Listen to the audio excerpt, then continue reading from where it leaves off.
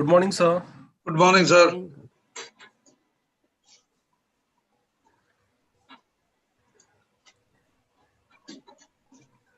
Sir, you are on mute. So yesterday, how many people logged in yesterday?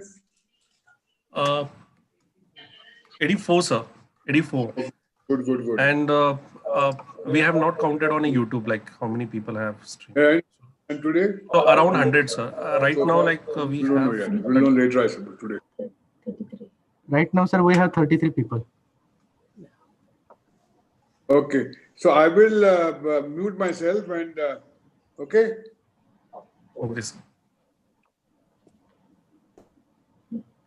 Sir, we can begin. Huh? Yeah.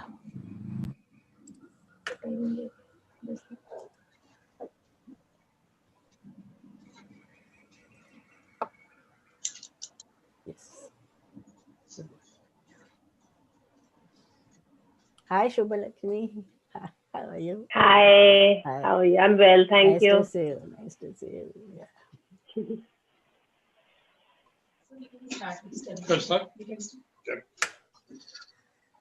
So welcome everyone. We have the first session with two papers from one from Soma Wadhwa, other from Anuradha Nair, and we'll have three discussants: Yeah. Shubhalakshmi Nandi, Sejal Dand, and Suchita Krishna Prasad. And the session will be chaired by Vibhuti Patel. Welcome, Dr. Patel. Thank you. Good morning.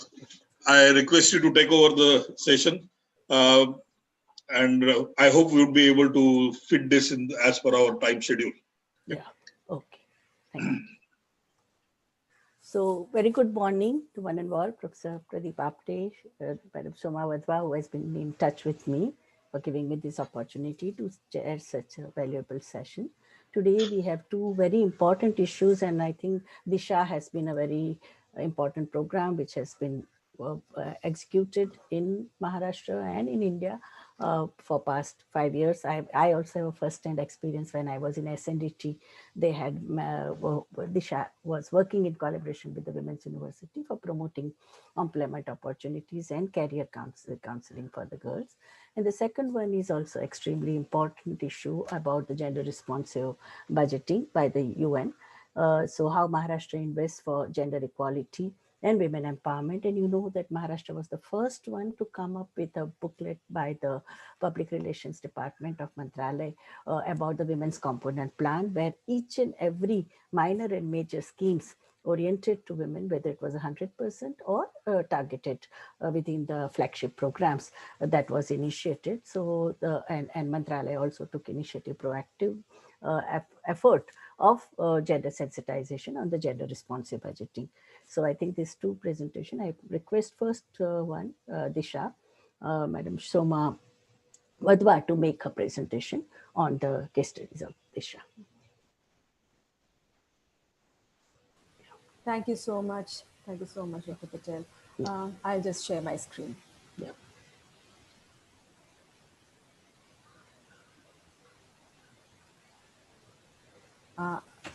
Are you able to see the screen? Yes. Yes, thank you.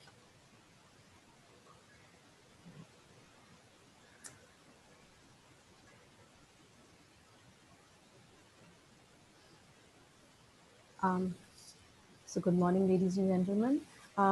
My presentation today draws from the study, IDF study of an intervention that that aimed at connecting underprivileged women to income opportunities. Our study identified the barriers that keep women from getting into and indeed continuing to work and earn. Some solutions that might best enable women to overcome these barriers. Today, I share with you our findings from IDF. Yeah. This is how I have structured my presentation. I will speak a little bit about the context of the intervention a little bit, a brief descriptive, and our findings, which will be split into two: barriers and overcoming barriers. I start with the context, and yesterday's keynote speaker to all of the presentations, I think prepared this slide for me really, because we all know that it is a challenging context. We know that literacy rate for women still is at a lower than it is for men. We know that we lose women as and girls as they grow up to education, while 83% start are enrolled into primary school. Only 25% really remain by the time they get to higher education. We know that we are doing very badly in female labor force participation. Yesterday, all the four presentations were talking about this. Various data points were presented. Whatever source or whatever data we agree to agree on, the thing is that we are not doing too well with female labor force participation. And less than 20% of women actually own proprietary establishments in India. So it is this context in which the Disha program really was designed to actually connect 10 lakh women, that's 1 million women, to income opportunities, livelihood opportunities. Its implementer was UNDP. It was supported by the IKEA Foundation, and IDF was its monitoring, evaluation, and research partner. So we stayed with the program for about 5 years. The initial theory of change was drawn up by IDF, and it was conceptualized in 2015. Of course, all the other the implementers were also involved. And then the program ran on for the next 5 years, and it is right now in its winding up stage. Dissemination activities are going on. The program ran in 5 states of India. It had under its umbrella at various points in time 104 pilots. It was a huge intervention. It had many central and state government departments, ministries involved in it. It had it managed to onboard 390 employers, hyperlocal to big multinationals. It had over 100 civil society organizations as partners and implementing partners who were trainers, colleges, schools, vocational institutions. And finally, and most importantly, the program actually had women participants at the last count to the range of 10 lakh 15,000. Who were these women participants? Naturally, the program was targeting underprivileged women. 71% of them were from urban, semi-urban, peri-urban areas, slums, peri-urban areas. 42% of them were between the ages of 18 to 25. The program was targeting younger women. About 27% were less than 18 years. That's because the program really went into schools, colleges, vocational institutes as well, which is where it sort of must have interacted with Professor Patel's institute. 64% of the participants came from BPL households. But broadly, when the data came in, there were 3 types of women and girls who were participants.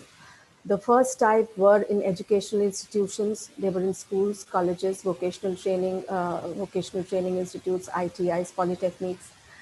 Then there were the second kind of woman who was in the job market. She might have been in schools, in college or vocational training, in a job, looking for a better job, seeking out employment. And then there was the third type of woman who the program managed to mobilize, who was neither really in school, neither in an educational institute, nor actively seeking a job. She was not in the job market. What is the study universe that I draw my presentation from today? These were 9 studies that we did between 2017 and 2019. Remember that 2016, the pilots really started sort of, being implemented on ground. We used sequential exploratory mixed methods research design for these 9 studies. So IDF had constructed this huge MIS system to sort of accommodate and analyze 10 lakh data points. You realize that was the kind of participation across 5 states, across types of interventions, across different types of employers, schools, colleges. So what we did is our quantitative people in my organization were constantly sort of getting real-time data, also getting surveys done, also getting studies done. So we were using all this qualitative data to sample and inform our qualitative research design tools, and then sort of doing a deep down into understanding what was really playing out on the ground, and what we were getting information on, with quantitative data. Our studies are from 5 states, 14 villages and 10 cities. In our qualitative studies, our primary subjects are 134 women participants of Disha. We spoke to about 94 key informants. They could have been bureaucrats, they could have been parents, they could have been trainers, employers, all sorts of people who sort of gave us relevant information which sort of fed into, informed our research questions. And next, I come to our findings. So this is where our findings. So my presentation today is an amalgam of these 9 in-depth qualitative studies. So let me just quickly, because a lot was said on this, and there are lots of academics here. So a lot was said on this yesterday, but just to sort of quickly sum up what literature really identifies as barriers that women face while connecting to work. If you look at it, and this is my categorization, just to sort of give people a quick sort of run through. They're really categorized either as internal barriers or as external barriers. When it comes to internal barriers, we talk about the barriers that women faces at an individual level. It could be lack of education, it could be lack of decision making, it could be lack of confidence. And it could be societal, something that her family responsibilities, her sort of duties as a good woman. Yesterday, Professor Ravinder Kaur spoke to us about the status trap that women get into, about the home production thing, about the income effect thing that happens. So broadly, this would be the kind of barriers. And then, of course, there are the external barriers. They start from not having toilets for women in factories, maybe, or crashes at work points, no HR departments, and sensitized HR departments, and they could also be about not having proper incentives and opportunities and loans. Schemes. And then there are the structural, we can talk about, a lot is said about the glass ceilings, and restricted upward mobility. But with all of this knowledge, we sort of get into our findings, the findings that are particular to Disha, and I think which are, and I emphasize here again, a program, an intervention that was really actually geared at underprivileged young women, right? So not to say that that we discovered entirely different barriers that women face, but yes, they are peculiar in the case of Disha because of the peculiarity of our participants. So the first and the overarching constraint is really mobility. I mean, the less said about it, the better. The more said about it, the better. Because mobility really begins with curbing pathways. We saw the pyramid, how we lose girls as institutes of learning become further and further. So your primary school is closer, your secondary school is further away, your college might be a little further away, and it's like sort of proportionate, the losing of women. Local work is preferred everywhere when salaries are so low. As examples of, say, these 2 points, we conducted a study of an intervention that was playing out under Disha in the government schools of Delhi. We were following 13 girls from class 12th who actually did pass. Only one of them joined college because college was, even in Delhi, further away from where their school had been. And well, for local work, the average income of the women who did manage to find jobs in our sample was about 7 to 8, 9,000 rupees. Now for 7,000 rupees, you are not willing to spend 3,500, 4,000 rupees to really go and Vishal, can I please ask you to mute the participants, Yeah, the yeah, audience? yeah. Yes, because I can ambient noise. Thanks so much. Thank you. So local work is preferred, especially when income is low. We met a girl in Aurangabad who had just taken up the first job she was offered after ITI, because there's such a job squeeze, and she ended up packing medicines for a pharmaceutical company that was about 25 to 30 kilometers away from her home. She would go one way. It would cost her about 100 rupees and about 2 hours to go one way. So obviously nobody is willing to do jobs that are so low paying and not interesting and travel so much to do it. Unsafe commutes and uncomfortable commutes nobody wants. But for women, local work is not just a preference. It's often only their only option, because relocation of families to get into another town to get a better job, transfers are really not even negotiable. They're not even sort of in the parameters of possibility. And what became very important, a very important understanding for us, and what really informed our design, because we were concurrent monitoring and evaluation partners. What really was an input for the design was the fact that it was not just about the distance, it was also the quality of distance. We did a cross-case study of two girls who got same jobs in a steel factory, in the Jindal steel factory in Rohtak in Haryana. Both came from exactly the same type of background. Both came from exactly the same distances, except that one of the girls had the last mile was really bad for her, and it was dotted with booze shops. And both of these girls joined in September, and by December the hours, the darkness had changed. It would be darker much sooner. And so this girl did go and say that, ma'am, to the HR people, that, please, just for the winter months, if I could be allowed to come in to go out 1 hour earlier. But the HR was already in a quandary, because all the morning shifts were anyway being given to women. And then if the hours were, curtailed further, it would really sort of, play out, sort of escalate hostilities that male workers were already feeling. So this seems like just about distance, but this is a complicated one. This barrier. Second, how many people we met in our studies, employers, HR professionals, girls themselves, who would say that confusion. What should I do? Ma'am, they don't know, what should I do?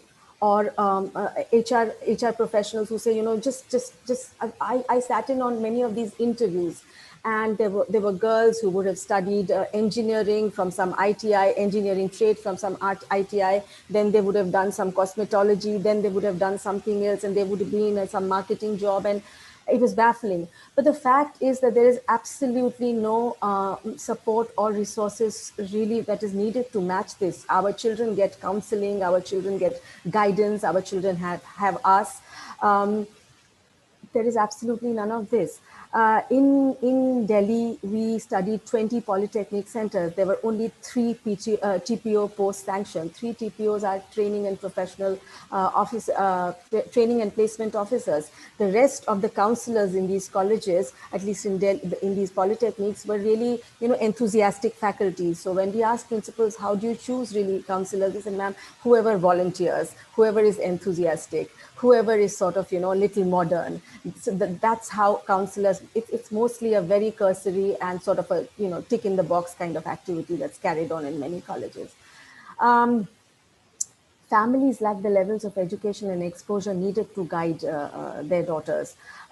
Frankly, in the studies that we did in the Delhi schools, most of the fathers, not most, all of the fathers were either freelance technicians, drivers, they owned little TV repair shops, or say or say they were farmers in the rural background, they were farmers, they had repairs. So nobody had actually ever done any jobs, and they didn't know whether this girl from her main thing was, should I do BB or should I do BCom? Now nobody in her family or in her locality, or nobody really, not even her teachers could really actually, and that continued to be her problem through the study. And of course, deficiency of job skills and that are required to so this is the kind of problems that the TPOs, HR agencies, and employers and the girls. This was more or less the priority, that ma'am, don't know English, don't know, can't communicate very well. I have no presentation skills. My behavior is not good. So we put it as roughness of conduct. No, they don't know how to greet people. They don't know how to talk, and can't write anything. Can't even write a CV. Then there is this whole thing, and I won't take too much time here. There is a gendered work role and male preference in jobs. This came to us in interventions we looked at in Yavatmal with women farmers who did not even know what rates their produce was being sold at, but they were doing backbreaking work. And it was the same for the women weavers that we were working with. When we asked them what they do in their family businesses, their micro enterprises, they said that they actually are helpers. But what do? So they do marking, tying, dyeing, untying, spreading of thread, grouping, regrouping, and they are helpers. They do most of the work. And what do the men do? The men do sourcing of raw materials, negotiating, procuring orders, selling. So it's just impossible for, so the roles themselves are seen, even by the women themselves, they are perceived as secondary and ancillary roles. And what was really worrying was that this kind of a preference for male candidates we found, even in the emerging new jobs. I mean, great example was, the e-service sector with the delivery service at its course. And we met another sort of example, which was sort of new to, not very many of you, but it was pretty new, because like there were these girls who had taken up trades in polytechnics and ITIs like medical engineering, because they had found out through their net searches that this was the growing field for tomorrow. And so they were imagining jobs in Siemens and Philips and, in this growing, booming field. And by the first and second year, they were completely frustrated because their teachers had told them that, that it would require a lot of field work and 24/7 being on call from hospitals, and it was better suited for men, and that the usual actually we were shown advertisements where it was overtly stated that only bike owning male candidates ready to work night shifts need appear. So it's that kind of overt preference for male candidates. And then this. Mostly all of our subjects, our study subjects, were first generation women employees. Out of 134 women that we spoke to, only 2 had mothers who had ever done jobs, regular jobs. The rest might have been working and earning, but they were not ever, our study subjects didn't think that their mothers work. They have no role models at home, not in their neighborhoods. We met women who had done embroidery as their trade, and they wanted to have some work with some woman worker in the neighborhood, because that's what they were allowed to work in the neighborhood, and they couldn't find one woman who owned a boutique in their neighborhood. So that's the kind of neighborhood, and that's the kind of absence of role model we are talking about here. And completely, like trainers told us, they are completely unprepared to therefore handle workplace dynamics. A lot of them slip into depression. There is no counseling at home. There is no counseling. There is no counseling at the workplace. They are not prepared. Nothing has prepared them for the drudgery, the deadlines, the dynamics. and all this learning has stopped, and they had thought it would be as fun as education, but it's really not. A job comes with its own pressure. And a lot of them, we found, do not know that this is today's crisis in the job. This might not continue as you go. They think that, if something like this is happening to me, it might be the recurrent theme in my job life. And, frankly, it's not that yesterday there were some presentations which sort of indicated that women, parents these days are much more proud, they're prouder of the achievements of their daughters and their wives and their sisters, and they're encouraging, which is true, but they are themselves ill-equipped to handle the kind of pressure. So this was another thing. Most of the girls who faced problems in their jobs did not tell their families about them. Because their families would be worried and would not know how to help them, and they didn't want to stress their families out. And two, because often the only way the family knew how to cope with these problems was to tell these girls not to, to stop working.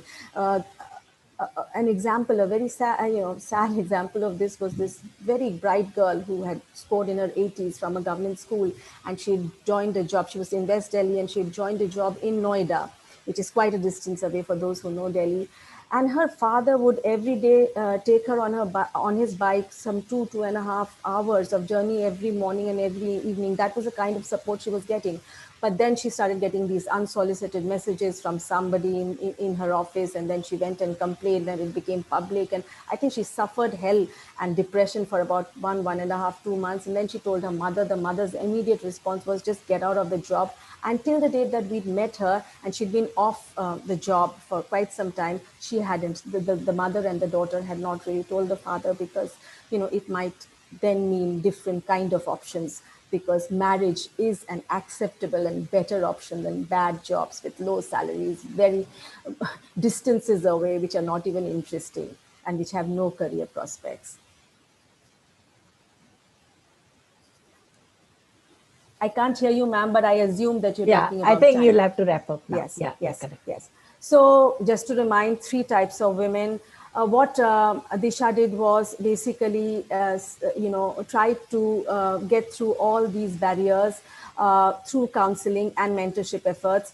Later on, when we talk, maybe I can give you a little bit more of a detail. So at some, it worked with women, psychometric tests, counseling, aptitude tests, tried to make collaborative platforms to connect hyperlocal employers with women who are seeking jobs, tried to help women set up micro enterprises, and also to try to connect women with, with value chains, so that they could perhaps from the comfort of their home work at businesses or be part of supply chains. What is very important here is the counseling and the mentoring that became a continuous, tying up thing. So I won't go over this again. Obviously, through these things, mobility constraints, aspirations, and matches of aspiration, education, and work.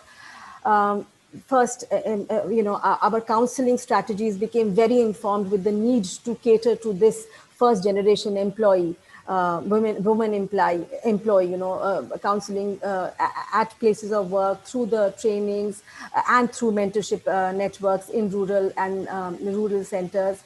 And finally, our solutions were these, and when we finished the program, these were our blueprints to the governments and our case studies, our case briefs.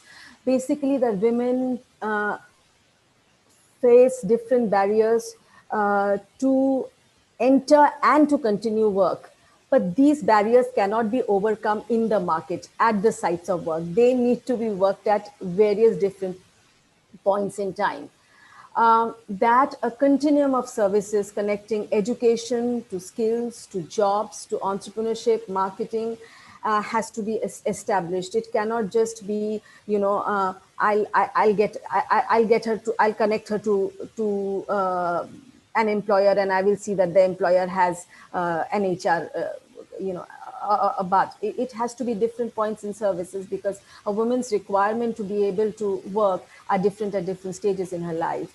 And so these enablers to connect her to income opportunities are at, again, an amalgam of, permutations and combinations of information, skills, technical and soft skills, counseling, and mentorship. We, in fact, recommended that on-tap mentorship becomes a component of all policy that is framed to get women into jobs, micro-entrepreneurships, or value chains. And counseling as very, very necessary component of schools starting from class 9th, and of course, vocational institutes and colleges. Thank you. Yeah. Thank you, Shoma, for a very detailed profiling of Disha's work over last 5 years. Now I reserve my comments for the last wrapping up because we are short of time. Now I request Anuradha to make a presentation on how Maharashtra invests for gender equality of women's empowerment. And we know that the gender audit of budget exercise began just 20 years back, where all women's study centers were asked by the Ministry of HRD to do the audit, but we started doing the gender responsive budget making from after 2004 GR by the Finance Ministry. And now we have come a long way. Currently 18 states are doing gender responsive budgeting. Maharashtra has always been at the forefront of this, and this presentation by UNICEF is about the profiling the Maharashtra's record so far as gender financial allocation for the gender equality goal and women empowerment. So over to Anuradha Nair. Yeah. Thank you, Vibhuti. Good morning, everyone. And thank you for inviting us to present this analysis on how Maharashtra invests for gender. Before I begin, I would like to share with all of you that UNICEF Maharashtra has been working in the area of tracking outlays to outcomes for children. And since 2016, the work has been expanded within a larger partnership with UN Women and the government of Maharashtra around ecosystem for gender responsive and child-friendly planning and budgeting. As part of this collaboration, we have been working with the departments of finance and planning to institutionalize gender and child budgeting processes and generate evidence for policymaking across sectors. Our efforts have culminated in the state producing its first ever gender budget statement and child budget statement for the financial year 2020-21. And so this analysis I am presenting today uses data from the gender budget statement for 2021. I'm joined by my team member Shomeli Das, who is also projecting the presentation, who has also worked on this analysis, and both of us are there to take any questions you may have. Now, if I reflect on yesterday's discussions, there are three things that comes out very clearly, and Soma has already alluded to a couple of them. One, obviously, is the female labor force participation coming down over the last few years. Secondly, young and rural women in agriculture are the ones disproportionately impacted and bear the burden of economic shocks, such as lockdown or demonetization. Burden and time spent by women in unpaid care work is high compared to men, which is clearly brought out from the Time Use survey. So all these issues point towards the importance of state's role in addressing these gender gaps through its policies, but more importantly, through its investment on creating an environment where women can realize their full potential. So without much ado, let me begin with the presentation to understand how the state is investing on women. So coming to the objectives and the methodology used for this, I'll start with the objectives. There are three objectives and they were understand policy priorities as per the state's Women's Policy 2014, map existing schemes and budgets to these policy priorities, and then identify gaps in state investment for gender equality. And so the methodology involved first categorizing the policy priorities of the state policy using the national policy framework. There is a 2016 national policy for women. Then mapping these schemes from the gender budget statement that came out for 2021. And finally, collate budgets for each of the interventions and identify gaps. Because of the multi-layered and the intersectional nature of the gender needs, we decided to adopt three conceptual frameworks for this analysis. The primary framework that we used is the sectoral areas defined in the draft National Policy for Women 2016. So as you see, there are 7 focus areas: health and nutrition, education, economy, governance and decision-making, ending gender-based violence, enabling environment, and climate change and environment. So these were the 7 focus areas. We also wanted to understand the investment from the point of the triple burden of work that women bear, and to what extent is public investment for this is transformative. So for this, we used a secondary framework and for which we refer to the Carolyn Mercer's Gender Planning and Development Framework. And now it has two layers. The first layer is about the triple burden that women bear. So that talks about the reproductive role, productive role, and the community role. Now, when you talk about the reproductive role, it comprises the biological role of the childbearing as well as other unpaid work, unpaid care, and domestic work. Now, when you talk about the productive role, it's about the work done for payment in cash or kind. So if the government is investing to help women, girls, and other genders fulfill this productive role, then it has been categorized there. The community role comprises activities undertaken primarily by women at the community level. So as an extension of the reproductive role. So this is to ensure that, say, the provision of collective consumption such as water, healthcare, and education. It's usually voluntary and unpaid labor undertaken in free time or pays a meager honorarium in return for the work. And the second layer is to also understand whether the investment is for practical gender needs or the strategic gender needs. But we understand that the two concepts of triple role and the practical strategic gender needs are often overlapping, but they are also helpful to further break down investments beyond sectors and in advocating to the state to plan and invest in ways that challenges existing gender norms. Now, if we move to the mapping process, the slide that is given out here gives you an idea of the mapping process followed. So as mentioned before, there are 7 clear focus areas identified from the national policy framework. So for some areas like economy and enabling environment, there are also sub-focus areas. So we have mapped the provisions from the state policy to these focus areas and sub-focus areas to then see how schemes and programs address them. So for example, if you take the sector on economy, then looking at the subsector on agriculture, the state policy talks about easy provision of agriculture credit to women. So this was addressed by one scheme as reported in the gender budget statement. So that is the financial assistance to Mahila Kisan Sashaktigaran Pariyojana under the MSRLM. So in the last step, we have collated the budget around this. So this is the framework for mapping that we have used, the theoretical framework, as well as the larger structural framework that we used. Before getting into the key analysis, I would like to highlight the key limitations of this exercise. Because when we did this analysis, the preliminary focus that we used is the state policy for women 2014.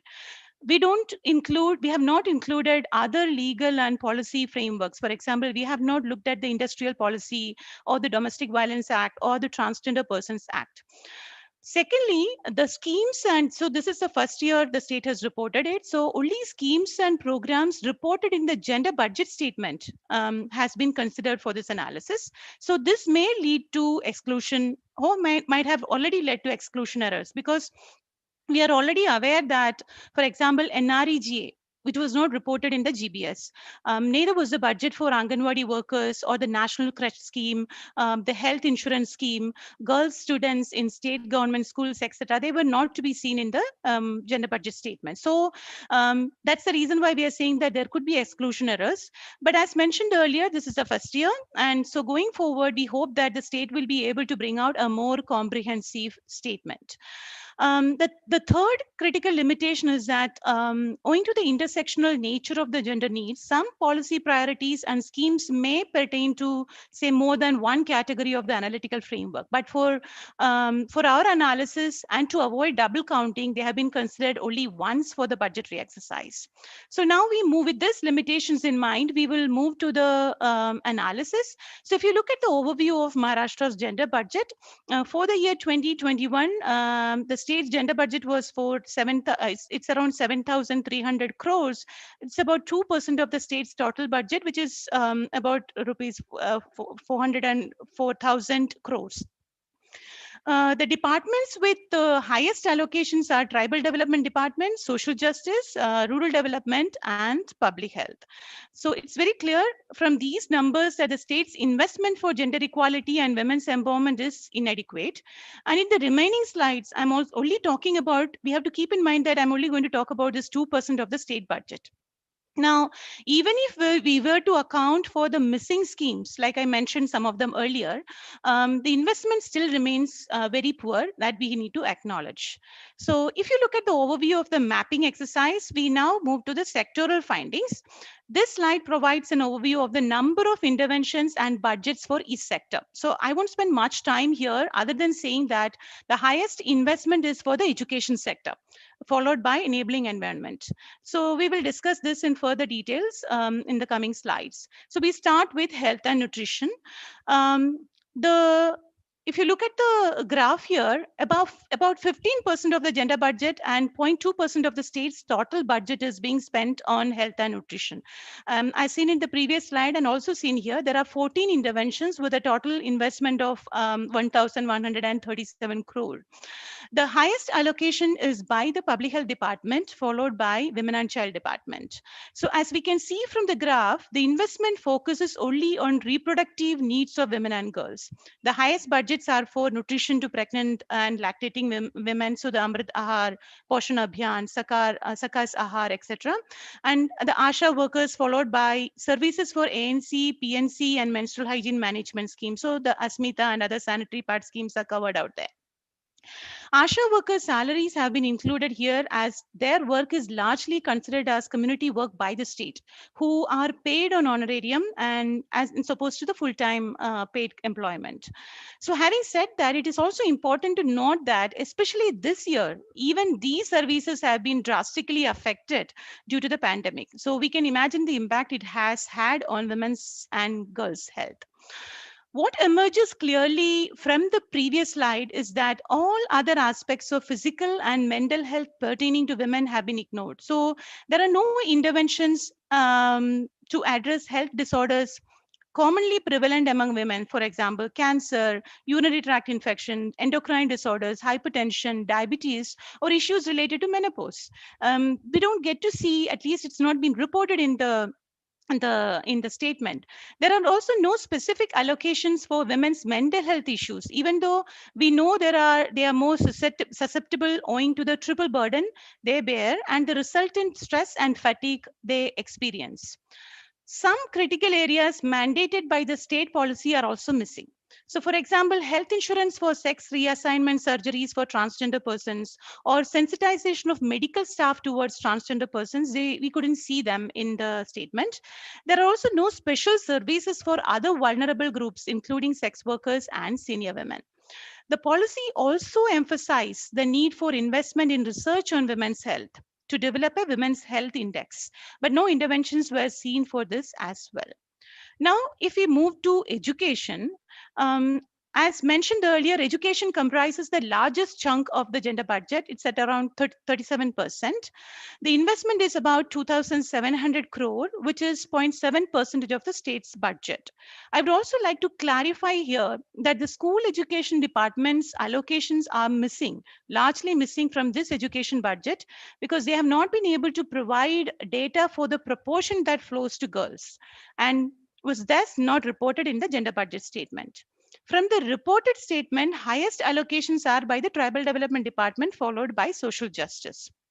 But we see that of this budget, 96% is only for construction and upkeep of ashram shalas and scholarship in school education. So it could be pre and post metric scholarships, various such scholarships are there. All other areas such as provision of transport for girls, enrollment of girls, higher education, etc., have been largely ignored. And once again, here too, I'm not getting into the quality of services.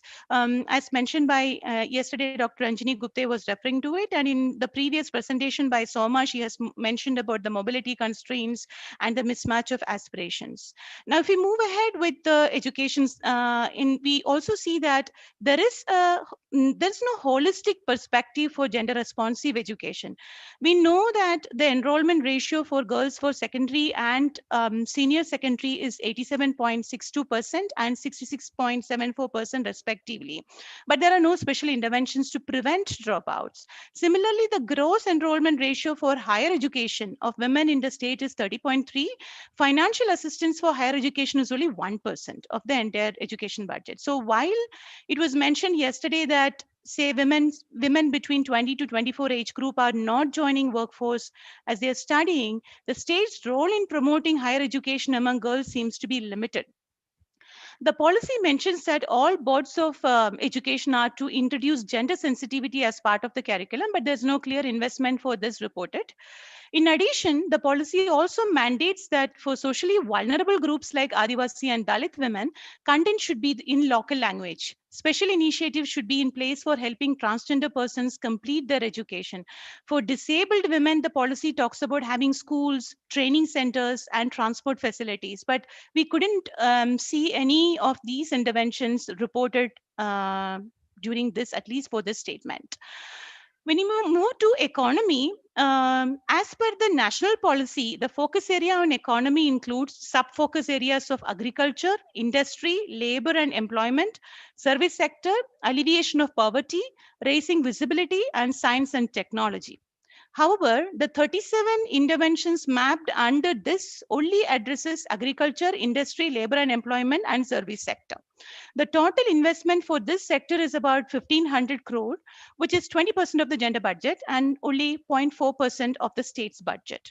But we can see from the graph here that the investment is rather lopsided because nearly 67% of the budget is being spent on self-help groups. Highest allocation are by the Rural Development Department, which is mainly under MSRLM, followed by skill development. The analysis has pointed out that some major areas to promote women's economic role has been severely overlooked. For example, investment in agriculture and allied occupation is only 29 crore. Yesterday, it was pointed out that the female labor force participation in agriculture has seen massive reductions in last few years.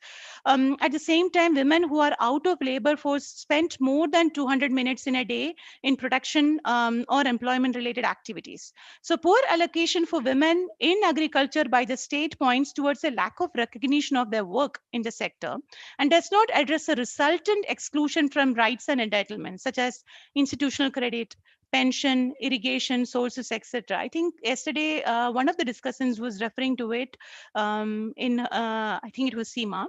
Similarly, interventions for the information sector are missing. There is one scheme for Domestic Workers Welfare Board with nil budget utilization in 2018-19. The inadequacy in creation of jobs, employment is also reflected in the statement. The policy highlights the plight of farm widows and abandoned women who are dependent on agriculture. It emphasized women's right to immovable property by succession. The two discussants, Meena and Seema, had already highlighted concerns around this, if you remember, yesterday. The policy also stresses the need for providing sources for livelihood, employment opportunities, and skills training to many vulnerable groups, including persons with disabilities, transgender persons, tamasha artists, and survivors of flesh trade, and an unemployment allowance for those in the unorganized sector. But there were no special interventions reported for them. Now we move to ending gender-based, another focus area around gender-based violence. It has been consistently pointed out that the investment for ending gender-based violence in the state is minimal. The 12 interventions that were reported in the GBS account for only 220 crores, which is barely 0.05% of the state's budget. Even within this 220 crores, the lion's share is for one single scheme, which is the Mumbai Safe City project under Nirbhaya. It accounts to 67% of the budget. And the remaining 33% is for other schemes such as Manodhairya, reception homes, counseling centers, Swadhargra, Ujjwala, etc. There is also, if you look at which are the key departments investing in this area, we found in this analysis, Home and WCD are the clear two critical departments, which also points out a clear lack of interdepartmental and intersectoral approach when it comes to protection. And I would also like to make this statement that most schemes that we are referring to here deals with response to violence, and there is lack of preventive measures. Importance of prevention of violence cannot be overstated, especially now when we get to hear child marriage, child trafficking, and domestic violence have been on the rise. We move to the enabling environment. Where are we in terms of investment around this area? So to reduce women's domestic work and time spent on unpaid care work, an enabling environment is essential. This includes housing and shelter, drinking water and sanitation, social security, infrastructure, sports, and role of media. So there were 43 interventions reported around this in GBS with an investment of 1,696 crores. This is the second highest sector within the gender budget, accounting for about 23% and accounts for about 0.4% of the total budget. The highest allocations here are by Housing Department, followed by Tribal Development Department. On disaggregating this budget further, we see that 2 housing schemes and 12 hostel schemes account for 86% of this budget. So the housing schemes is PMAY and the Shabri Tribal Housing Scheme. Investment in social security, such as maternity benefits or pension, is very low. As such, the social protection investment is quite low for the state. There's only one intervention for transgender welfare, but funds for this scheme are unutilized as the welfare board is yet to be activated. Infrastructure has 3 schemes, 2 of which are for constructing facilities such as changing rooms and barracks for women in jail. The critical area of drinking water and sanitation has no gender responsive allocations reported. Thus, it is clear from the analysis that there is no holistic enabling environment to promote women's involvement in paid work and support their domestic workload, at least from the way it is reported. Then the 2 focus areas around governance and decision making, environment and climate change. These were the last 2 focus areas. We couldn't find interventions being reported in the GBS. The state policy, however, has clear provisions for these areas. So for governance and decision making, it mandates a training policy for all women elected representatives, raising the number of village level women workers up to 50% and giving property rights to women, to name a few. Similarly, the policy recognizes the role of women in the environment. So it talks about encouraging women environment groups at village levels, training and employment generation in renewable source of energy, collaborated effort of local self-government for effective waste management, and improving women's participation in social forestation and water management.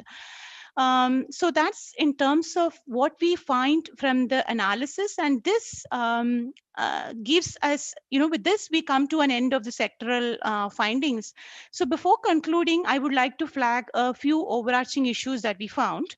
One, there is a huge gap between policy prescriptions and implementation. So the state policy highlights a number of important gender issues ranging across employment and livelihood, industry, water and sanitation, arts and culture, environment, women and law, political representation, and representation by the media. But this is largely missing in the implementation, at least from the report.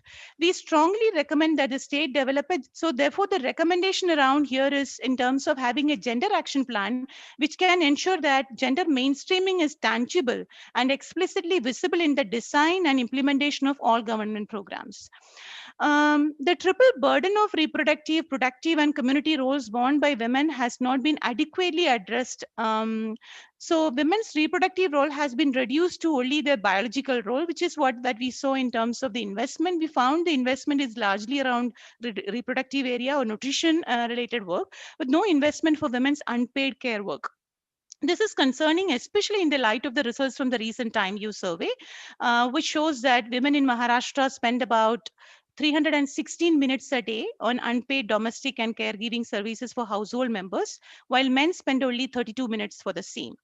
We also see that there is inadequate investment to encourage women's participation in the economy. There is no enabling environment to help them fulfill their productive role. And finally, the role around community. So the community role is overlooked, especially when we see areas like waste management, drinking water, sanitation. Even when the state is using their community role for provision of critical services, so they are only paid a meager honorarium, for instance, ASHA and Anganwadi workers. The other observation is bulk of the state's investment address only practical gender needs. There is a lack of transformative financing for gender equality. So this is not to say that fulfilling practical needs is not important, but to also stress on investment that changes gender relations. By transformative interventions, we mean ensuring women have property and land rights, better access to credit, more political participation, and also improved avenues for things like livelihoods, employment, and education. Yeah. And finally, the analysis has pointed it to a severe dearth of programs that address intersectional needs of vulnerable sections, who form a significant part of our population. That is shown in the graph. You can see that these include SC, ST women, transgender persons, farm widows, persons with disabilities, folk artists, sex workers, domestic workers, etc. This is an area that we feel need urgent attention from the state. Thank you. Yeah. Thank you, Anuradha, for sticking to the timing and also bringing out with evidences the gender gaps in education, employment, and livelihood, health, and also safety issues of this thing. And finally, also the women's role in the decision making and all the flagship programs. What is the women's component? I think that is missing. That all these major flagship programs of the government, in that how many women beneficiaries are there, that is also mandated in gender responsive budgeting, and we don't have data about that. Now we request Shubha Lakshmi to give her responses. Thank you so much, Vibhuti, and my congratulations to both paper presenters. This is really fantastic and thought-provoking. And thank you for having me in this conversation. I feel like there were a couple of things that I wanted to say right at the beginning, that I feel like this analysis is extremely valuable that both presenters have put out in front of us. I do want to note that, when it comes to the status of women and women in the economy, some of the things are shifting rapidly, particularly in the context of the COVID pandemic. So I think we must note, that's the first thing I want to note, is our baselines have shifted significantly, right? That's one. And my comments are going to be located in that context.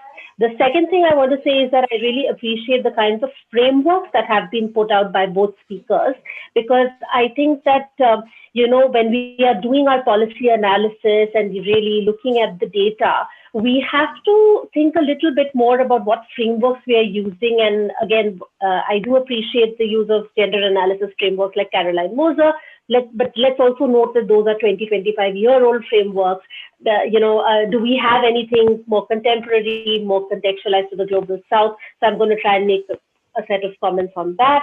And the third is really that, my own bias is working at the intersection of evidence and policy action. So you might find that in my comments is that, okay, so what next is something I'd like to focus on as well. So I'll start with one theme that came up in both the presentations, and I'll speak theme-wise. The first being mobility constraints and gender norms, right? That's something that we know from research. That's something that we heard the speakers comment on. And I think it's really important to think about really the nuances. And Shoma, what stayed with me is also your analysis of, how it's not just about transportation and mobility, but the nuances of distance. You gave the example of that girl who was like, 2.5 hours on a bike from west to east Delhi, going to a job.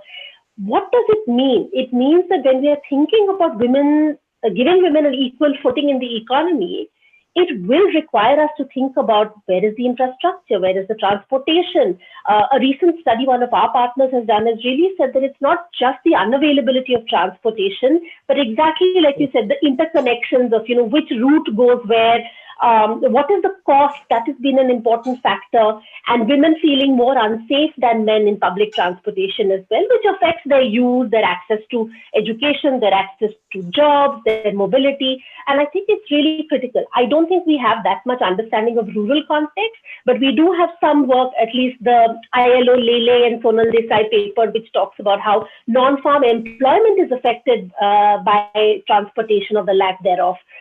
So I do think that's a really, really important thing for us to keep in mind. Then that was the first theme I wanted to reflect on.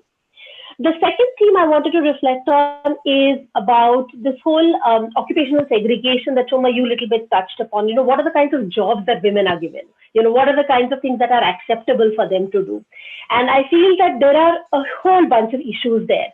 One is, typically, what we think also in policy design is, can we create jobs for women that they don't have to go outside the house? And the implicit bias there is that, okay, so you can do your care work, you can do your domestic chores, and you can, have a job, make some income, because clearly it's the primary breadwinner model is the male, right? It's not the female. So there can be some secondary income. So I do think it's important to think about these implicit biases that we might have in the policy design. And I think we see it also in data. Anuradha touched upon this. The whole thing of the frontline workers, the Anganwadi and ASHA workers, in many ways, it's the extension of the caregiving, nurturing role that women play as mothers and within the household into government policy, right? So it's that extension. So I do want us to think about when we are talking about, and let's not forget that these are the sectors where jobs have been created for women. I mean, that's the other paradox, that if you look at the last 10, 15 years of the decline in labor force, you are also seeing that it is in health and education and social work sector that the jobs are being created. But what are the terms on which those jobs are being created is something that I think some of us have been engaging with, and Anuradha touched upon that, is there decent work? Is there minimum and living wage? Is there social security for those workers?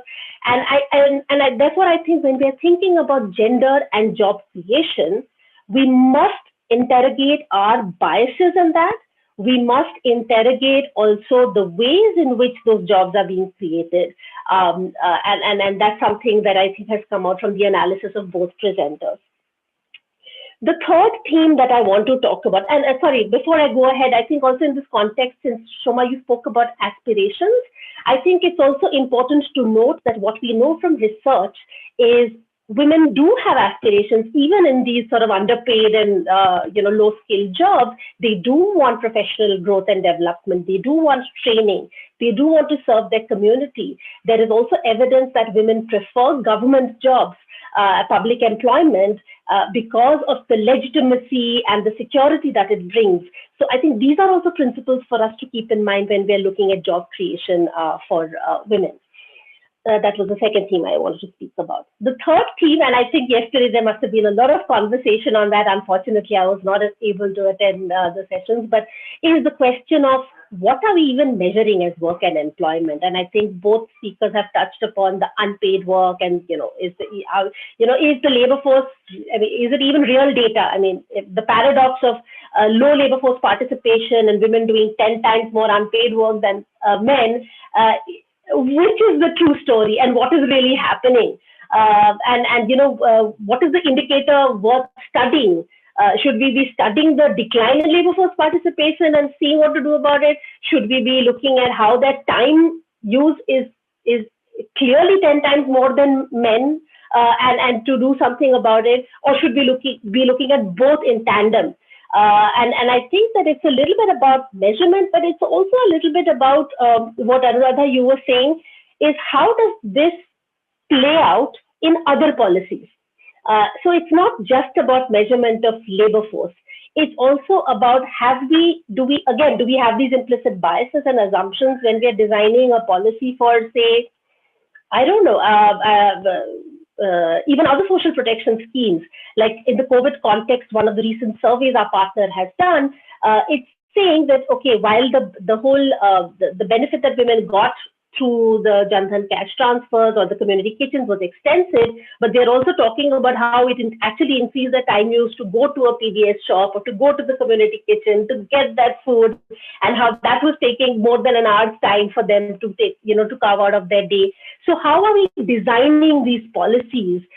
Are we really creating additional time use burden, or are our eyes even open in that sense? So I think that's a really important thing. So my basic premise is that we need to move beyond labor market solutions and measurement of work, etc., to look at what both speakers have spoken about, is the enabling environment, and what do we need to create around women in order to reduce their time use and to create jobs that are better suited to all of the other principles of decent work, right? Which is not just create a job at home, but the factors there are decent work, social security, protection, transportation. Those are the factors that matter, right? I just have the last couple of themes that I'd like to talk about, I think, on the unpaid work thing. So it's a little bit of course, the magnitude of work that women and men do, but also the time for leisure has reduced for women. One of our recent surveys, one of our partners has done with more than 17,000 respondents across 10 states, is saying that while unpaid work seems to have gone up for both men and women. And we know that Ashwini Deshpande's analysis of CMIE data is also saying that to some extent there seems to be equitable sharing of domestic chores post-COVID. And we have to wake up to that reality, because with everybody being at home and stuff, during the lockdown and the post-lockdown period, we are seeing men step in. But at the same time, like I said, our data is saying the time for leisure for women is less. And so it's also the magnitude of work. While directionally it may be changing for both men and women, the magnitude of work that women do is still, we cannot ignore it. And the time for leisure being less. And I think we have to think about this in the context of their well-being and empowerment. I mean, I think it cannot only be about the economic analysis of it, but really looking at, and I think the speakers refer to it. There are mental health concerns, there is stresses, there is all of these things that we have to look at, I think, in the post-COVID context much more seriously than we have ever done before.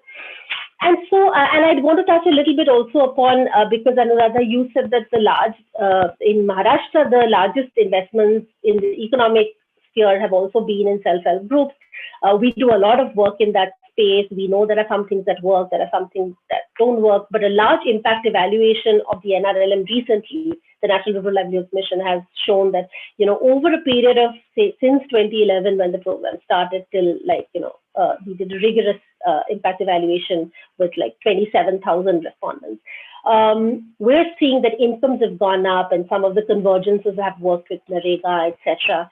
But we are not seeing any change in enterprise incomes that are significant. We are not seeing anything change when it comes to agency and empowerment. And I think that's really the challenge of the new generation work. So if we are putting a lot of investments in it, what are the returns on that investment? Are we creating better income and employment, intergeneration and employment opportunities for women? Are we creating more well-being for them? Are we helping them to really,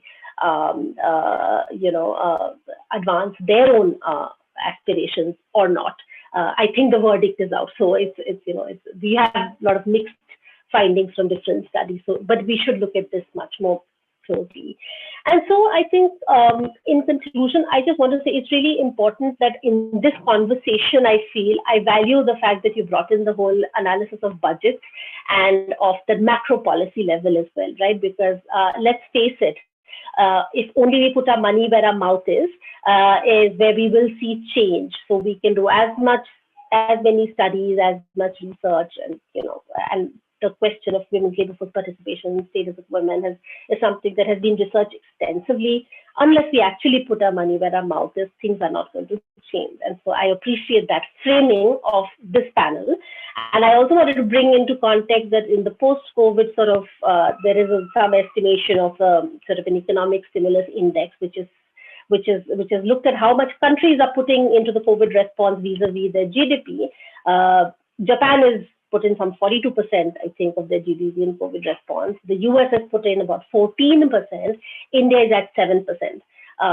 China is actually even lower at 3.5 or 4.5. So I do want to say that, let's put it in context of the macro scenario in where our sort of fiscal policy priorities are, and how can we reprioritize. Anuradha very rightly also spoke about the qualitative nature of that money. It's about the money, but it's also about where are we putting that money. And I think we have a long way to go. It's fantastic that Maharashtra has come out with this really deep analysis through the GBS this year. And I feel like it will be a great example to take to other states and really deepen the analysis and the budgeting. That's really one.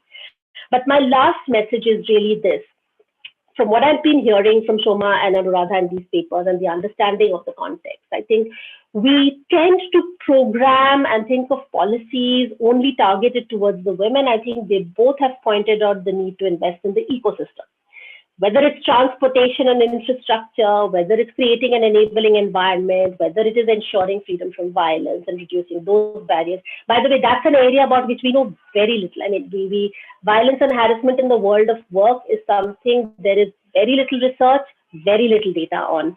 And I think that that's a research agenda for many of us moving forward. But just to say that the structural barriers is something that I feel that we really need to take our eyes off just that woman and her family and her community and look at that macro picture in terms of what needs to change. And I feel like we need to put our energies together to really make sure that some of those things are coming together. And I think, Anuradha, you also mentioned that the largest chunk, I mean, you said 0.5% of the budget is going to, of the Maharashtra budget is going to gender-based violence, where 1 in 3 women are experiencing some form of violence or the other. I think 0.5% is way too little. And I think we have to think about how we can change that. Not just, again, I think not just in direct schemes and programs for violence survivors and services, but also the implicit biases that we might have about the work that women do, the constraints that they experience, the violence and harassment that they might face in as an unintended consequences of some policy design, about which also there is a growing body of research, is that when women enter public life in politics or economic life, the violence and backlash that they face is also extensive. So let's not be gender blind, and let's be gender intentional in our research policy and program. And that's really where I'll end up. I think these are some of the frameworks and principles and specific suggestions that I thought both of the papers brought out. And again, congratulations for really fantastic presentations. Vibhuti, I think you're on mute. So thank you, Shubha Lakshmi, for putting forward gender intentional perspective. Both the papers, I think I congratulate both Soma and Anuradha for making a brilliant presentation. When it comes to Disha experiment over last 5 years, I think most important thing is that having a standalone program. As against that, I think how to integrate and network with Skill India or Stand Up India or Startup India or Atmanirbhar Bharat Yojana, which also has a massive allocation for employment generation.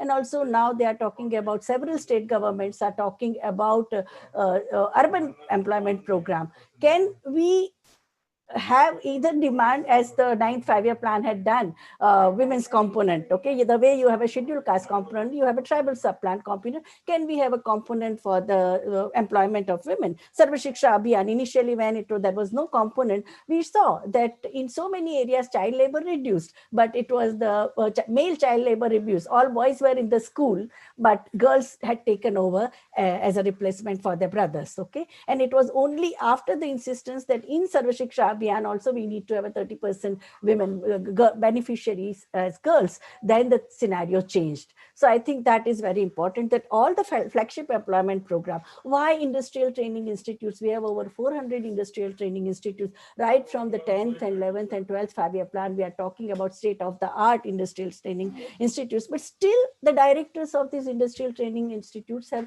tremendous bias against girls. Why are girls given only tailoring and screen printing as a training, where you have more than 120 types of different technology? So can we make women job ready? Because unless you, that is very important. So that one thing.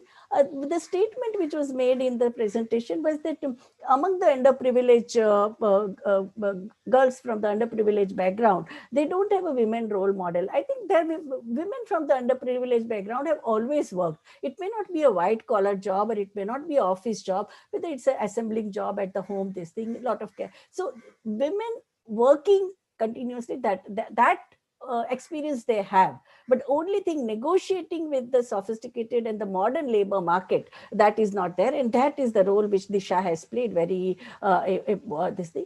Another thing is that your definition of softer work for women, on the contrary, if you see it in the agriculture, even if the sugarcane field, we have more than 3 lakh sugarcane workers in Maharashtra, the workload when it comes to, there is not much difference. Construction workload is not different. It is the male bias and the patriarchal bias that any work which women do, how come loading and unloading becomes a soft job?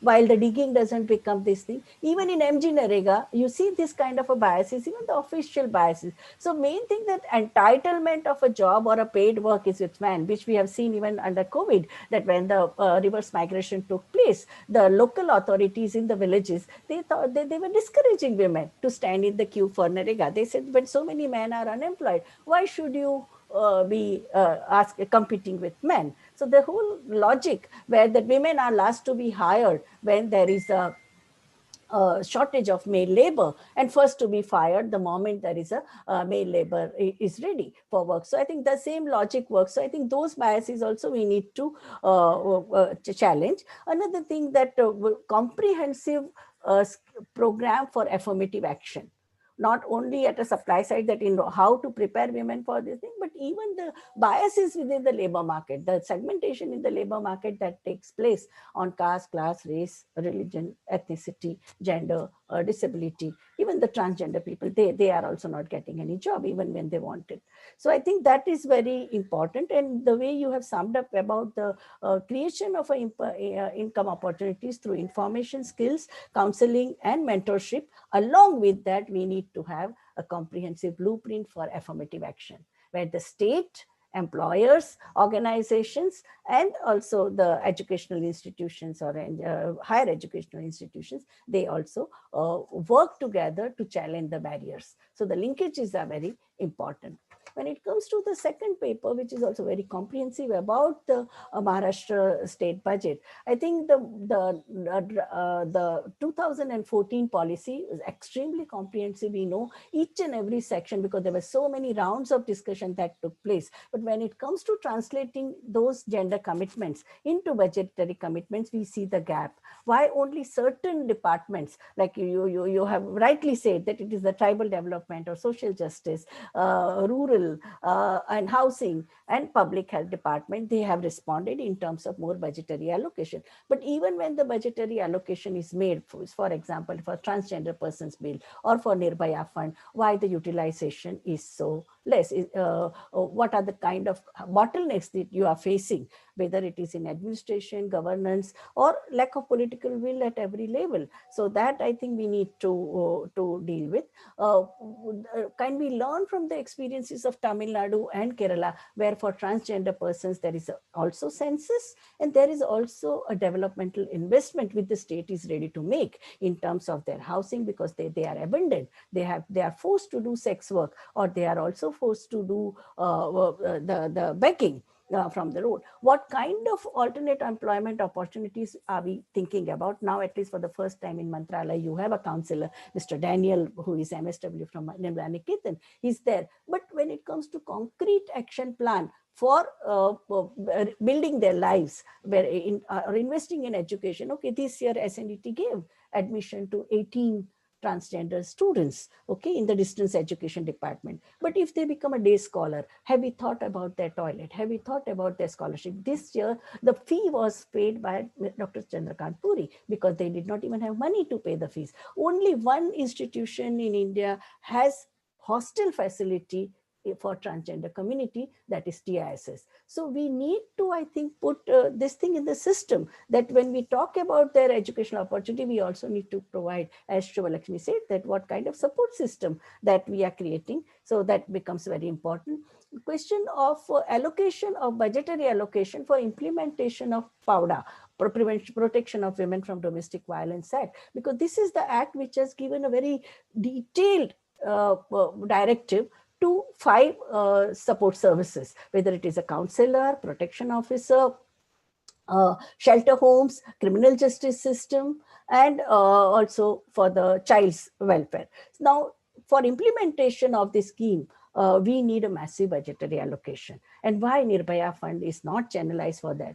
Another thing, that freezing of PCPNDT Act under COVID, under Corona pandemic, which has also created massive incidences of sex selective abortions happening, even for implementation of PCPNDT Act, and for the functioning of the Vigilance Committee as well as appropriate authority, we need funding. So that I think we need to keep that, whichever the protective legislations we have come up, are they backed by the financial allocation? that is very important. The another most neglected issue, even in the, this thing is not mentioned, is about the morbidity.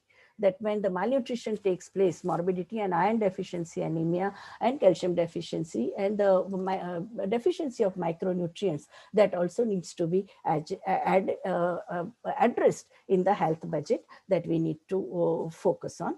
Another this thing is that migrant crisis has also shown that state needs to step in for urban housing. So we are not talking about property right, we are talking of the housing rights. So low cost, low rent urban housing provided by the state, because if we have a 12 crore migrant workers, out of which even 3 crore are women. So we need to have a very strong, so smart city discourse has to shift from the technological solution or creation of only flyovers and bridges and car parking areas to this kind of a human development investment, and housing becomes a very important this thing. No, it is a win-win formula for the industry, for the state, and for the individual worker. It's not only that we are doing the social protection of migrant workers, but if they are forced under any pandemic or any emergency to leave the city because they can't pay the rent, and the private sector will not allow them to stay without rent. So I think that is a very important learning